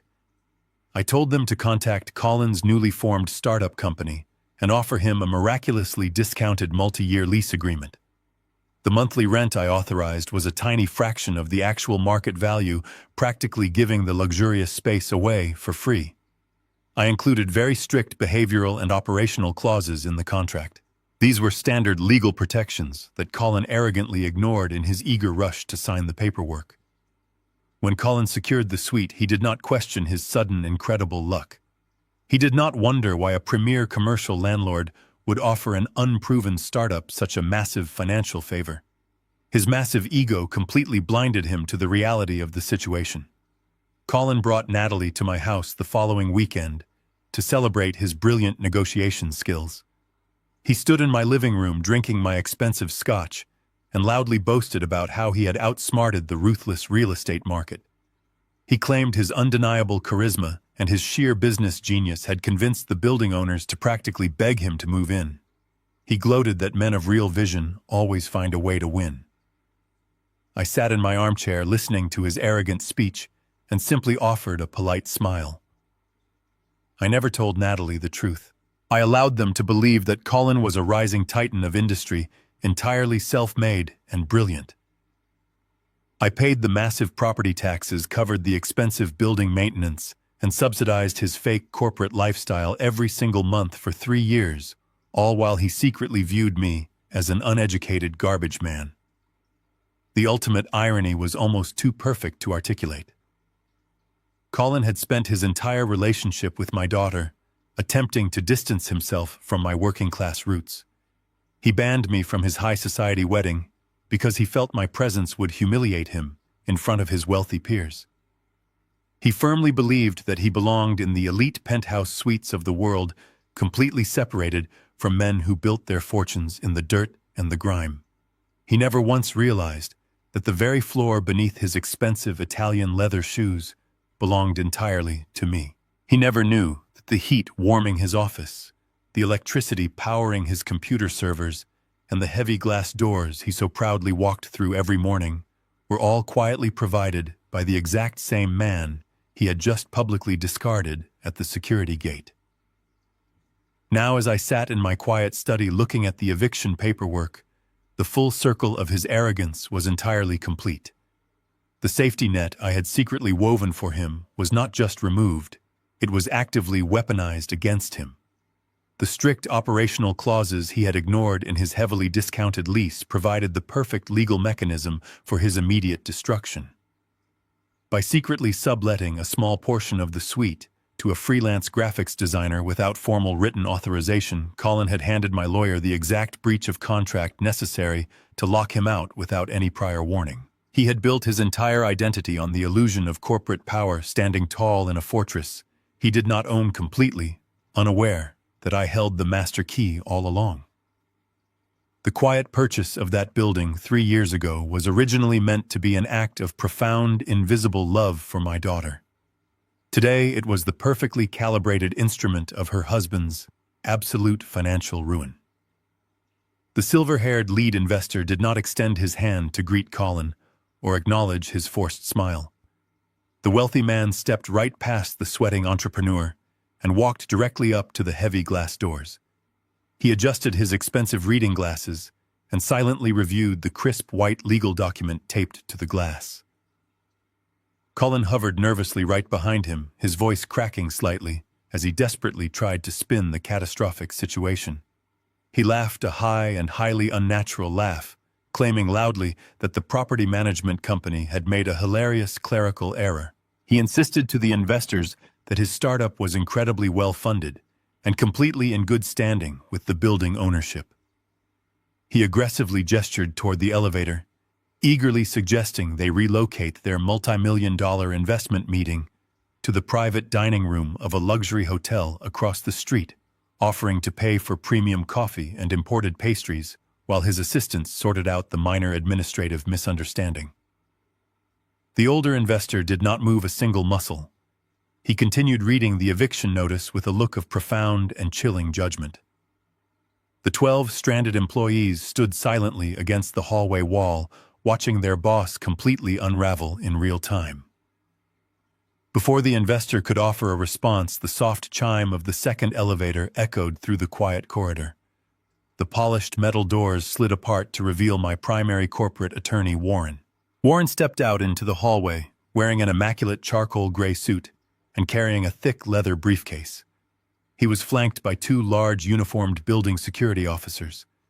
Colin turned his frantic attention toward the new arrivals. He assumed Warren was a simple mid-level property manager sent to fix the mistake. Colin aggressively marched up to the attorney, pointing a shaking finger directly at Warren's chest and began shouting loudly about massive corporate lawsuits and severe financial retaliation for the embarrassing lockout. Warren did not flinch. He did not raise his voice or match Colin's frantic, chaotic energy. He simply stood there and waited for the desperate young man to run out of breath. When the hallway finally fell completely silent, Warren calmly opened his leather briefcase and extracted a duplicate copy of the master lease agreement. He spoke with a clear, resonant authority that completely commanded the attention of everyone in the corridor, including the wealthy venture capitalists. Warren formally introduced himself as the senior legal counsel, representing the anonymous holding company that owned the entire commercial high-rise. He stated clearly that there was absolutely no clerical error and no administrative misunderstanding. The commercial eviction was completely intentional, legally binding, and effective immediately. Colin crossed his arms tightly, attempting to project a fake aura of legal knowledge and corporate dominance. He loudly demanded to know the exact justification for locking a successful technology company out of its own headquarters without a formal 30-day warning. Warren smoothly flipped open the heavy legal folder. He directed Colin's attention to Section 4, Paragraph 2 of the heavily discounted lease agreement. Warren read the clause aloud to the group. The document explicitly prohibited any form of commercial subletting, desk sharing, or third-party occupation without the express written consent of the landlord. Warren then pulled out a stack of printed financial receipts and a signed freelance contract. He revealed that Colin had secretly rented out a corner office to a freelance graphic designer for $800 a month. Colin had collected that money in cash, actively hiding the transaction to pocket a tiny personal profit while operating under a miraculously cheap rent subsidy. The revelation hung in the air like a thick and suffocating fog. Colin scoffed loudly, waving his hand dismissively, as if the violation were completely insignificant. He claimed that renting out a single empty desk to a struggling friend was a very common practice in the modern technology industry. He aggressively argued that a multi-million-dollar real estate firm should not care about a few $100s of shared rent. Warren looked directly into Colin's eyes, completely stripping away his fake corporate armor. Warren explained that the landlord cared deeply about contractual integrity. He stated that the original lease was aggressively subsidized, specifically to support a legitimate growing business, not to facilitate a cheap, unauthorized real estate hustle. By deliberately breaking the strict subletting clause, Colin had instantly triggered an absolute default on the entire multi-year agreement. Colin's face turned a sickly shade of gray. He realized the legal trap was completely inescapable. However, his massive ego refused to completely surrender to the humiliation. He turned to his terrified employees and ordered them to go home for the day. He then turned back to Warren and loudly demanded immediate access to the suite. He stated that the property management company could keep the office space, but he needed his expensive computer monitors, his physical server towers, and the highly secure proprietary data drives that contained the core software code of his entire startup. Colin arrogantly claimed that those physical assets belonged exclusively to him and that holding them hostage was a severe federal crime. Warren offered a very faint, deeply cold smile. He turned the pages of the master lease once again and read the final default penalty clause. Warren calmly informed Colin that commercial real estate law operates very differently than residential law. According to the document Colin had eagerly signed 3 years ago without proper legal review, any sudden default caused by a tenant violation immediately granted the landlord a comprehensive commercial lien on all physical property located inside the premises.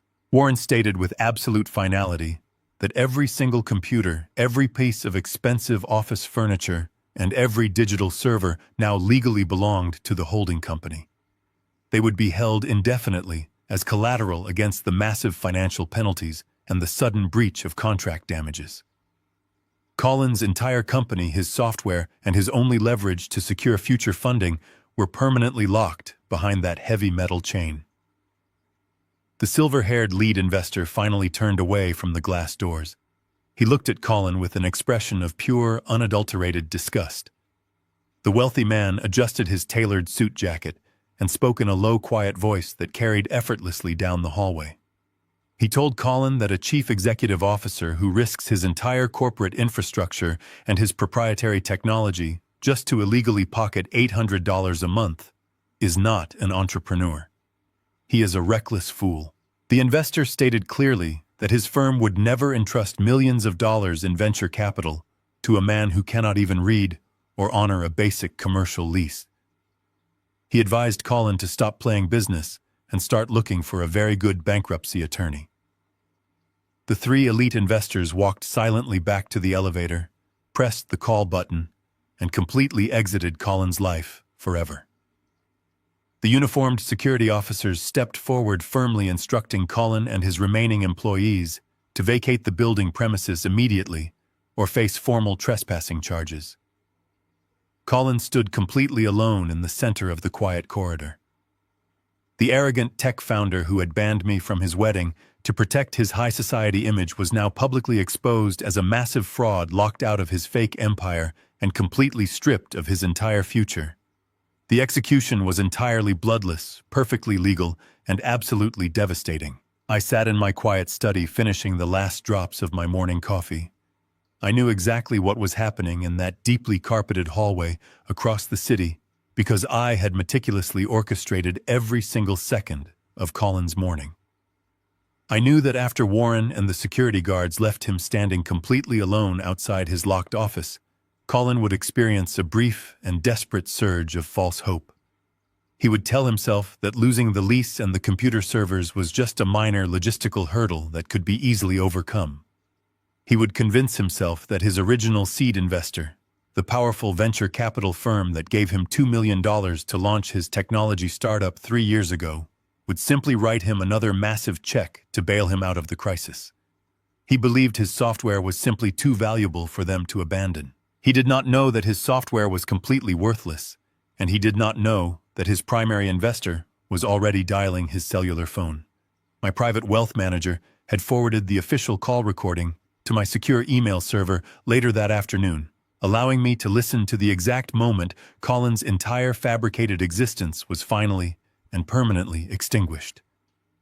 According to the audio file, Colin's phone began to vibrate in his tailored suit pocket just as he turned away from the heavy metal chain securing his office doors. He snatched the device eagerly from his pocket, seeing the name of his primary investment director flashing on the bright digital screen. The director was a ruthless corporate manager named Campbell, a man Colin deeply admired and constantly tried to emulate in his own daily life. Colin answered the call with a breathless and panicked urgency. He immediately launched into a frantic, highly rehearsed speech about a ridiculous misunderstanding with his commercial landlord. He promised Campbell that his proprietary code was perfectly safe and begged for an emergency bridge loan of $500,000 to secure a temporary workspace and hire a team of aggressive corporate litigators to retrieve his locked servers. Campbell did not interrupt Colin's frantic rambling. He waited patiently for the desperate young man to completely exhaust his vocabulary of fake business jargon. When the line finally fell silent, save for Colin's heavy breathing, Campbell spoke with a voice completely devoid of any professional warmth or personal sympathy. He bypassed the customary corporate greetings entirely. Campbell coldly informed Colin that his firm had already received a formal legal notification regarding the commercial eviction and the subsequent asset seizure. He stated that the board of directors had just concluded an emergency risk assessment meeting regarding the startup. Campbell declared that by defaulting on his master lease and losing physical control of his proprietary data, Colin was now in severe violation of the primary financial covenants written into his original seed funding contract. Colin gasped loudly into the phone receiver. He tried to argue, his voice cracking violently, as he claimed that the lease violation was a tiny administrative oversight regarding a completely harmless office sublet. He pleaded with Campbell to look at the massive potential of his software platform, swearing that they were only months away from a highly profitable public launch that would make the firm millions. Campbell offered a short, incredibly dry laugh that carried absolutely no humor. He firmly instructed Colin to stop using corporate buzzwords and face reality. Campbell stated clearly that the venture capital firm was formally withdrawing all remaining financial support immediately. Furthermore, he announced that they were officially calling in the initial $2 million loan, demanding immediate repayment in full by the end of the current business week. The sound of Colin's breathing on the audio recording became highly erratic and shallow. He was hyperventilating in the middle of the empty hallway. He stammered uncontrollably, practically weeping into the phone as he confessed that the company bank accounts were completely empty. He admitted that he had burned through the entire initial investment on expensive marketing campaigns, luxury corporate retreats, and exorbitant salaries designed to make his startup look highly successful to outside observers. He begged Campbell for mercy, swearing that if the firm forced an immediate repayment, he would be forced to declare personal bankruptcy and lose absolutely everything, including his expensive leased car and his luxury apartment. He promised to work day and night to pay them back if they just gave him one more chance to prove his worth as an entrepreneur.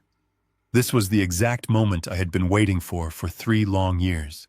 It was the absolute pinnacle of my silent adjustment. I listened to the recording as Campbell took a slow, measured breath before delivering the final and fatal blow to Colin's massive ego. Campbell told Colin that he was completely misunderstanding the fundamental nature of their business relationship. He explained that his prestigious venture capital firm did not actually specialize in technology startups. In fact, they considered the software sector to be a highly volatile and terrible investment for their portfolio. Colin sounded profoundly confused on the recording, asking why they had given him $2 million if they did not actually believe in his grand vision. Campbell replied with brutal and uncompromising honesty. He revealed that his investment firm was merely a minor subsidiary of a massive regional holding company that specialized in industrial waste management and commercial real estate. He explained that 3 years ago, the absolute owner of that holding company had personally ordered the firm to artificially approve Colin's ridiculous business proposal. The owner had fully guaranteed the $2 million loan with his own private capital, effectively ordering the firm to prop up Colin's fake career just to keep him from failing and becoming a financial burden on his new family. Campbell stated clearly that Colin's software was never actually evaluated for its market potential, because the entire startup company was nothing more than an expensive, privately funded charity project designed to keep a foolish young man busy. Colin was entirely speechless. The absolute silence on the recording stretched out for 10 agonizing seconds. When he finally found his voice, it was nothing more than a hollow and terrified whisper. He asked Campbell for the name of the private owner who had secretly guaranteed the loan. Campbell did not hesitate for a single second. He spoke my full legal name with the utmost professional respect. He then told Colin that I had personally contacted the board of directors that morning and officially revoked my financial guarantee. Because I had removed my protective financial umbrella, the firm was legally obligated to liquidate Colin's completely worthless company and aggressively pursue him for the outstanding debt. Campbell finished the phone call by advising Colin to direct all future communication to their aggressive team of bankruptcy litigators. He hung up the phone completely, severing the connection and ending Colin's corporate career. According to the building security cameras, Colin stood perfectly still in the empty corridor for a very long time. The phone slipped out of his trembling hand and shattered against the polished floor. He slowly sank to his knees, burying his face in his hands. His entire aristocratic identity, his booming technology career, and his fake high society status were all completely erased in a matter of minutes. He finally understood the terrifying reality of his situation. He had arrogantly banned the very man who had single-handedly constructed and funded every single aspect of his privileged existence. By trying to publicly humiliate me at the security gate of his wedding, Colin had actively triggered his own absolute destruction. He was no longer a wealthy and powerful entrepreneur. He was just a ruined, deeply indebted man sitting on the floor of a building he did not own, mourning a life that was never actually his to begin with. I remained in the quiet sanctuary of my study, listening to the gentle ticking of the antique grandfather clock in the hallway. I knew it was only a matter of time before the explosive fallout of the morning reached my front door. The absolute destruction of Colin's corporate facade would inevitably drive him back to the only source of wealth he thought he could still intimidate. Exactly 2 hours after the phone call with the venture capital firm, the heavy iron gates at the entrance of my estate buzzed loudly. I did not bother checking the security cameras. I simply pressed the button on my desk to open the gates, welcoming the final act of this tragedy into my home. Less than a minute later, the heavy oak front doors of my house flew open with a violent crash. The sound of frantic, aggressive footsteps echoed across the marble foyer. Colin and Natalie stormed directly into my private study. They looked absolutely nothing like the polished, aristocratic couple that had sneered at me from their luxury town car on Saturday afternoon. Colin was sweating profusely. His expensive designer suit was deeply wrinkled. His silk tie was pulled loosely around his neck, and his eyes were wide with a feral, unhinged panic. Natalie looked equally disastrous. Her carefully styled hair was a chaotic mess, and her face was stained with ruined makeup. She marched into the room right behind her husband, radiating a toxic mixture of profound entitlement and absolute fury. Colin did not offer a polite greeting. He slammed his hands down hard on the polished surface of my mahogany desk, leaning forward so our faces were only inches apart. He began to scream.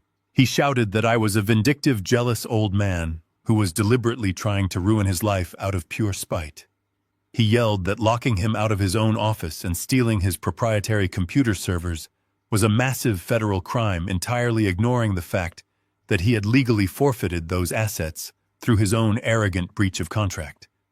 He paced wildly back and forth across my Persian rug, gesturing with his hands as he detailed the humiliating phone call he had endured with the venture capital firm. He blamed me entirely for the withdrawal of his $2 million seed funding, claiming that my petty interference had single-handedly destroyed a technology empire that was destined to change the world. Natalie stepped forward to join the verbal assault. She pointed a trembling finger directly at my face, her voice shrill and completely devoid of any daughterly affection.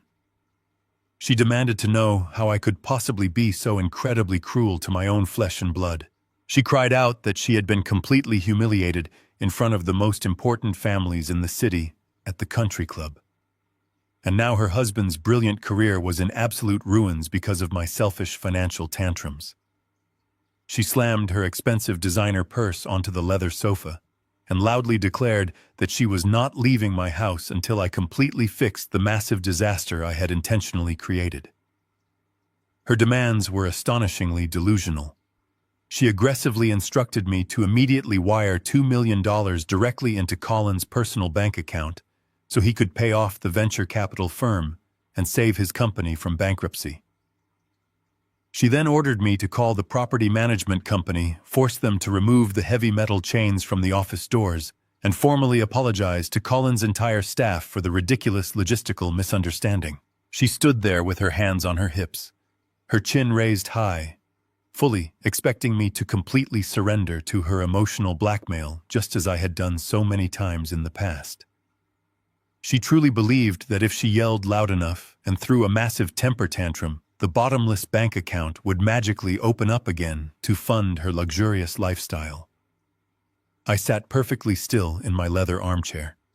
I did not raise my voice to match their chaotic shouting. I did not flinch when Colin slammed his fists on my desk, and I did not look away when Natalie demanded millions of dollars as if she were ordering a cup of coffee. I simply observed them. I watched the frantic, desperate movements of two people who had completely lost their grip on reality. Their absolute refusal to take any personal responsibility for their own actions was staggering. They had banned me from the wedding, forged rental sublets, lied about their wealth, and burned through millions of dollars of borrowed money. Yet they stood in my home firmly believing that I was the villain of their story. The silence in the room grew incredibly heavy as I continued to stare at them without saying a single word.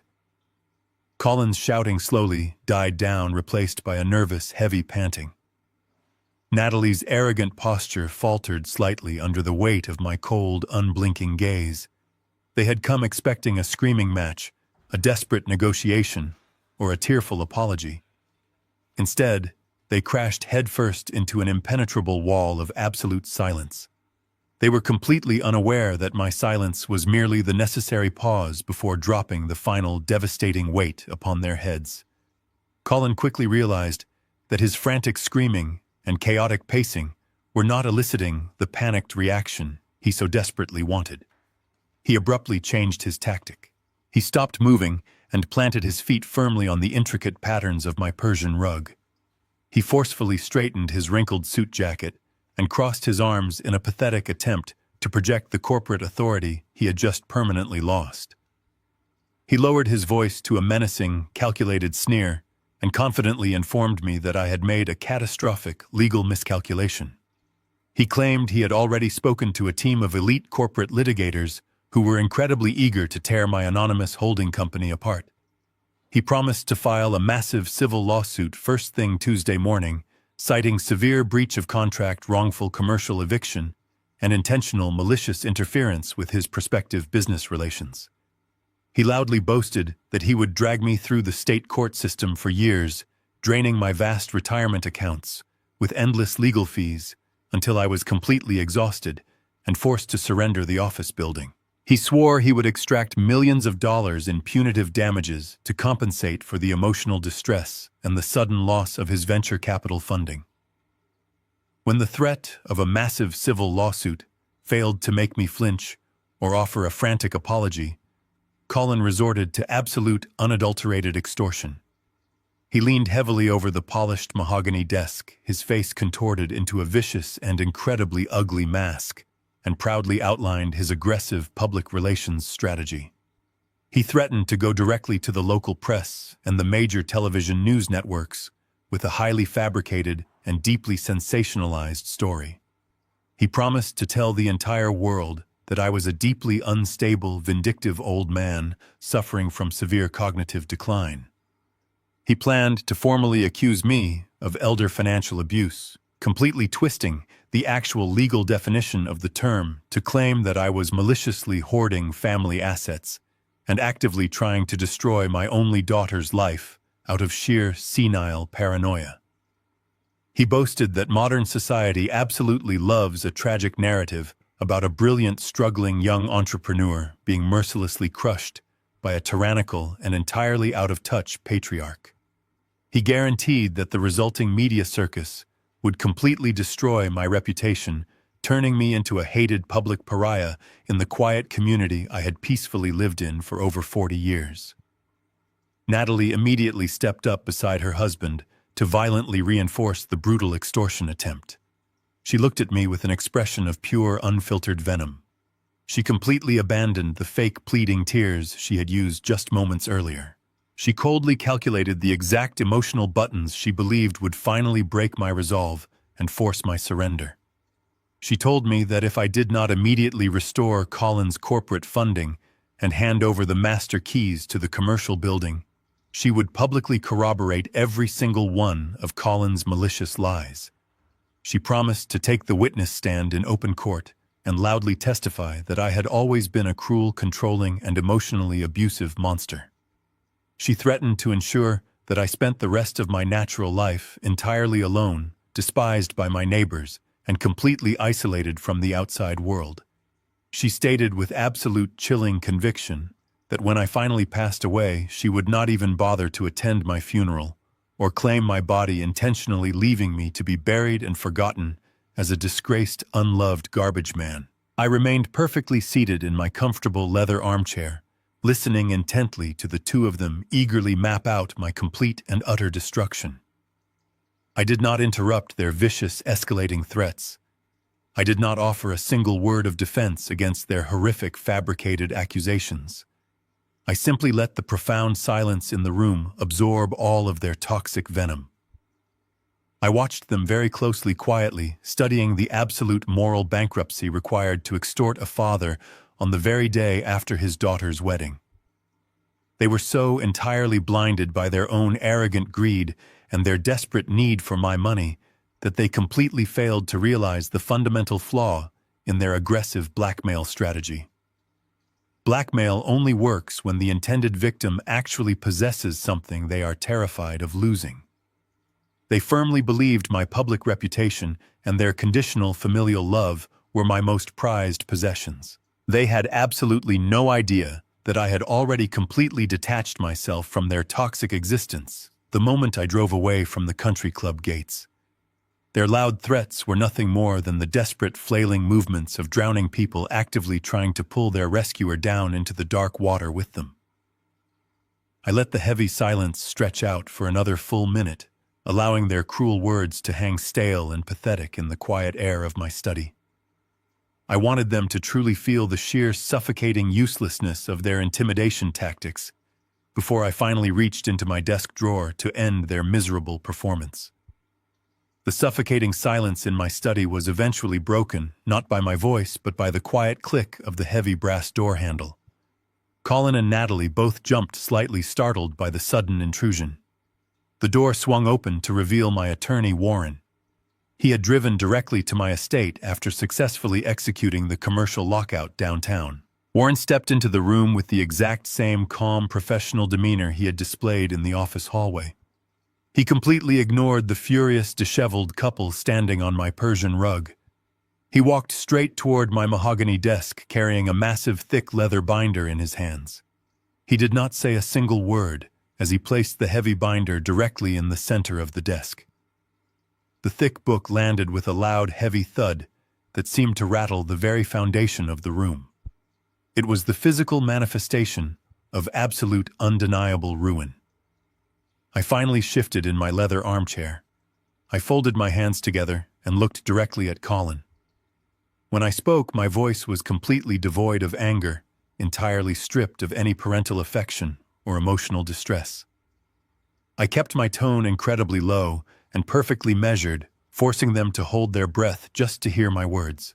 I calmly addressed Colin's ridiculous threats of a massive civil lawsuit and an aggressive public relations smear campaign. I told him that he was severely misunderstanding the current situation. I explained that civil lawsuits and media gossip are tools used by people who are fighting over hurt feelings and subjective family drama. I informed him that we were absolutely no longer operating in the realm of hurt feelings. We had officially crossed the rigid boundary into the realm of federal criminal law. I gestured toward the heavy leather binder resting on the desk. I instructed Colin to step forward and open it. He hesitated, his arrogant posture rapidly deflating as he stared at the black cover. He slowly walked up to the desk, his hands trembling visibly as he reached out and flipped open the thick leather cover. The first page was a highly detailed executive summary printed by a prestigious forensic accounting firm. Behind it were hundreds of pages of high-resolution bank statements, meticulously analyzed loan applications, and heavily enlarged photographs of notarized legal signatures. I watched Colin's eyes dart across the top page. The remaining color completely drained from his face, leaving his skin a terrifying shade of translucent gray. He stumbled backward violently, shaking his head and muttering under his breath that it was completely impossible. I did not give him a single moment to recover. I calmly and methodically narrated the exact contents of the binder, ensuring Natalie heard every single damning detail of her husband's criminal behavior. I explained that my private wealth managers are trained to detect even the slightest anomaly in my vast financial network. 14 months ago, Colin had completely drained his initial venture capital funding, spending the money on expensive cars, luxury vacations, and a completely fake aristocratic lifestyle to impress Natalie and her friends. Desperate to keep his failing software company afloat and maintain his fraudulent image, he approached a major national commercial bank for an emergency $2 million business loan. However, the bank required a high net worth guarantor to secure that kind of massive capital. I leaned forward, locking my eyes entirely onto Colin's terrified face. I stated clearly that instead of coming to me and asking for help like an honest man, he chose to commit a massive federal felony. I detailed exactly how he had stolen a copy of my state-issued identification from my home office during a Sunday dinner visit.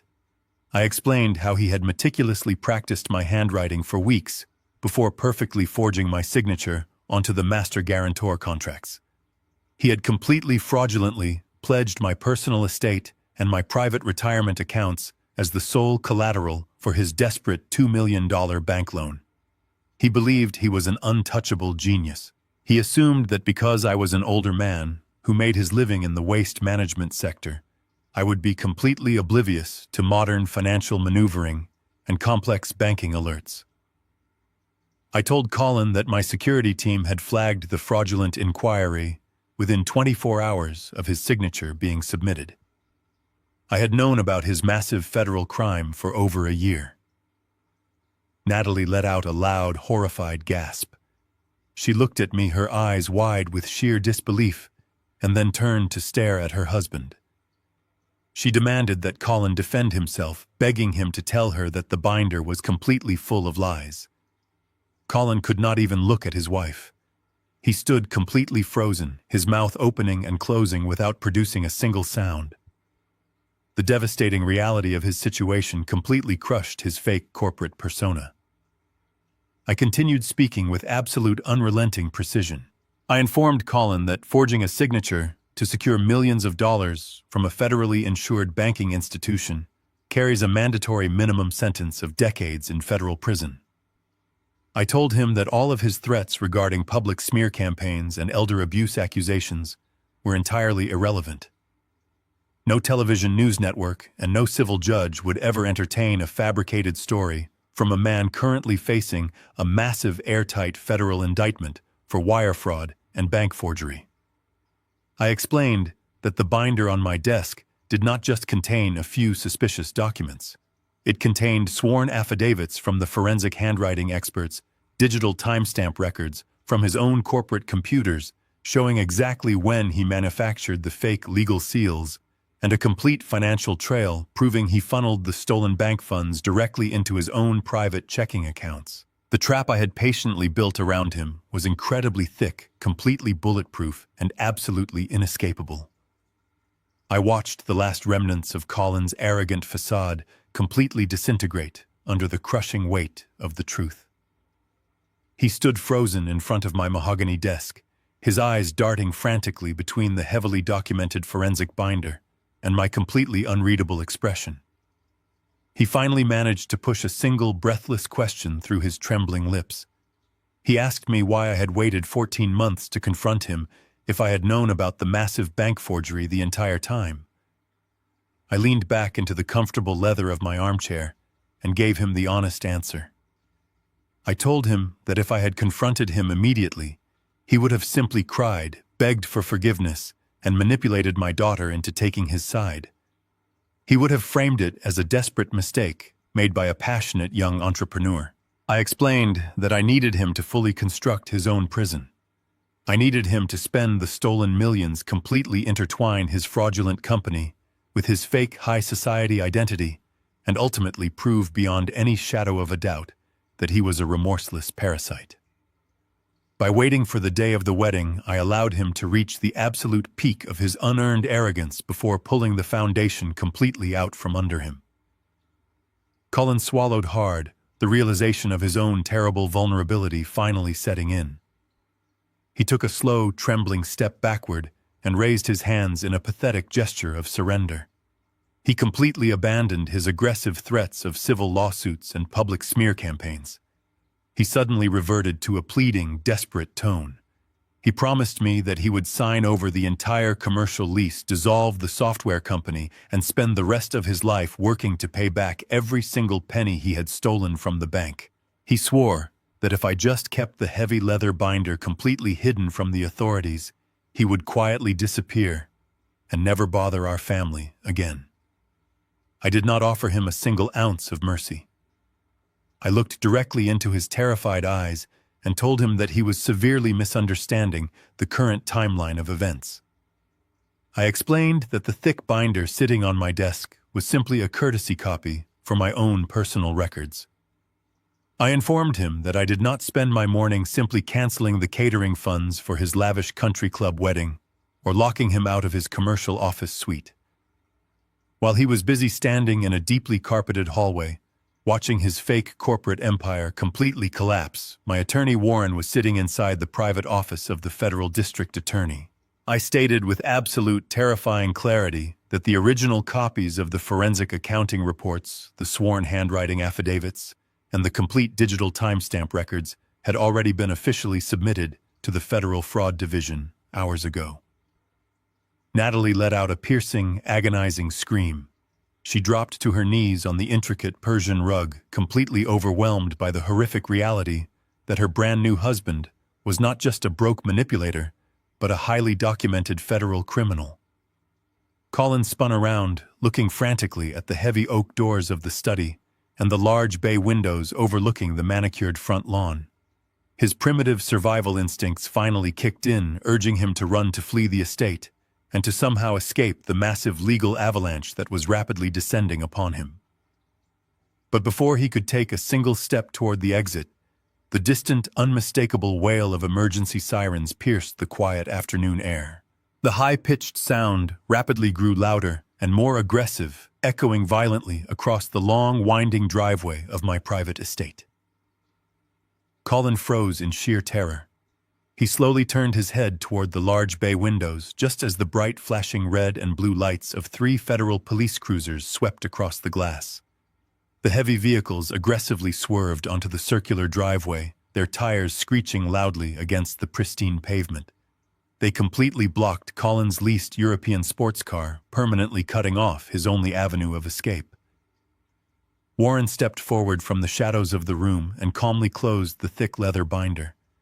He looked at Colin and stated matter-of-factly that federal authorities do not take bank forgery lightly, especially when the stolen funds exceed $2 million. Warren advised Colin to remain perfectly still and keep his hands completely visible. Heavy, aggressive footsteps pounded against the marble floor of the grand foyer outside the study. The heavy oak doors were suddenly thrown open by heavily armed federal officers. They poured into the room, their expressions grim and strictly professional. The trap had officially snapped shut. Colin was completely surrounded, entirely out of fake apologies and completely out of time. He was about to physically pay the absolute price for his monumental greed. The federal agents did not pause to introduce themselves or engage in any polite conversation. 2 heavily armored officers grabbed Colin by the shoulders of his expensive designer suit and forcefully marched him out of my private study. They dragged him across the marble foyer and pushed him out through the heavy oak front doors.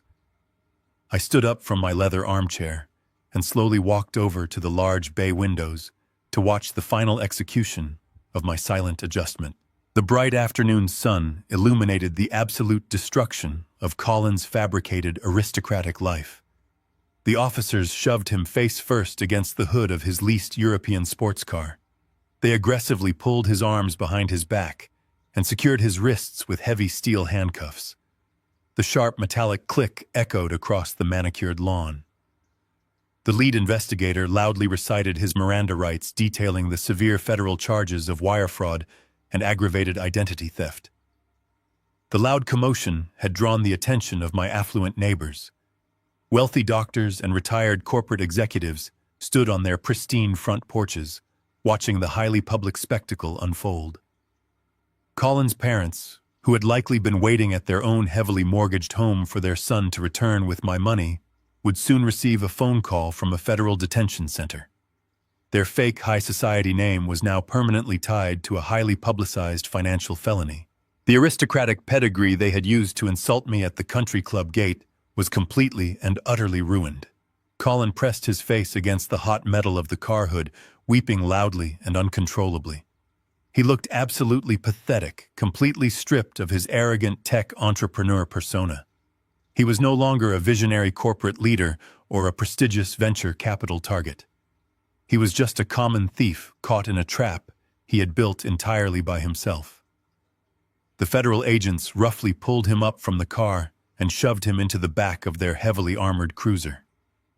The heavy metal door slammed shut completely, severing Colin from the wealthy, privileged world he had tried so desperately to steal.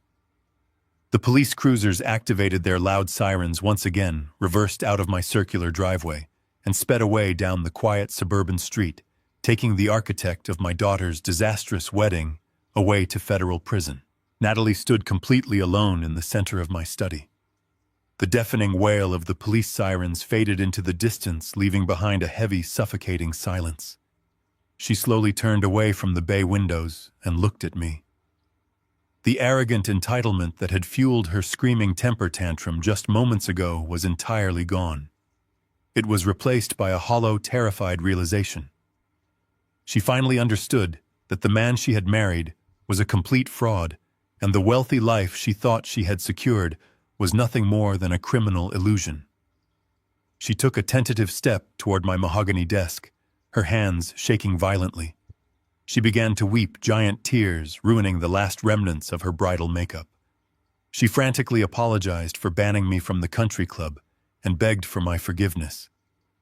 She pleaded with me to let her move back into her old childhood bedroom, promising that she would divorce Colin immediately and return to being my perfect, obedient daughter. She reached her hand out across the desk, desperately grasping for the unconditional financial safety net I had always provided.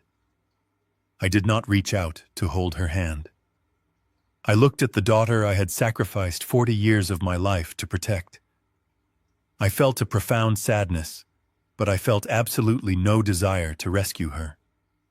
I opened the top drawer of my desk and retrieved a crisp, formal legal folder. I placed it directly on the polished wood in front of her. I calmly instructed her to read the top page. Natalie wiped her eyes and looked down at the documents. It was a fully finalized and legally binding revision of my primary estate trust. Warren had filed it with the state courts that very morning. Natalie read the highlighted paragraphs, her breath catching violently in her throat. I had officially and permanently removed her as the primary beneficiary of my vast financial empire. The hundreds of millions of dollars I had quietly earned in the waste management sector were now entirely redirected to various educational charities and medical research foundations. I looked directly into her horrified eyes and spoke with absolute uncompromising finality. I told her that she had wanted to live as an independent high society woman who did not need a working-class father. I was simply honoring her aggressive request. I explained that shielding her from the consequences of her own terrible decisions had turned her into an arrogant, cruel person. Therefore, the absolute best thing I could do for her character was to completely cut her off. I told her that she would not receive a single penny from my bank accounts, and she was no longer welcome to live in my house. I instructed her to go out into the real world, find a real job, and learn how to build her own life entirely from scratch, exactly as I had done 40 years ago. Natalie collapsed onto the leather sofa, sobbing uncontrollably. She fully realized that her carefully calculated social climb had resulted in her absolute financial and familial ruin. She had traded a massive guaranteed inheritance and a loving father for a fake aristocratic name and a federal criminal. There were no more arguments to be made and no more threats to leverage. The transaction was completely finalized. I nodded silently to my attorney, Warren.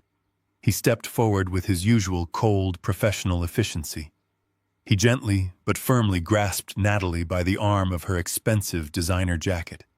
He told her that it was time to leave the premises. She did not resist. She was completely broken.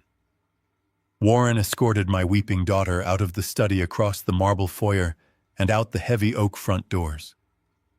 The doors clicked shut with a solid, resonant finality, completely sealing my private sanctuary. I stood entirely alone in my quiet house. I did not feel any regret or lingering guilt. I walked slowly out of the study and navigated through the wide hallways until I reached the back doors. I stepped out onto my expansive stone patio. The late afternoon sun was beginning to set over the horizon, casting a warm golden light across the manicured lawns and the distant dark blue waters of the Pacific Ocean. I walked over to the outdoor mahogany bar and picked up a heavy crystal glass. I poured myself a generous measure of neat premium bourbon. The amber liquid glowed beautifully in the fading sunlight. I walked over to my favorite reclining chair overlooking the cliffside and sat down. I took a slow, deliberate sip of the bourbon, feeling the warm, pleasant burn travel down my throat. For 40 years, I had carried the immense, suffocating weight of my daughter's expectations and her endless financial demands.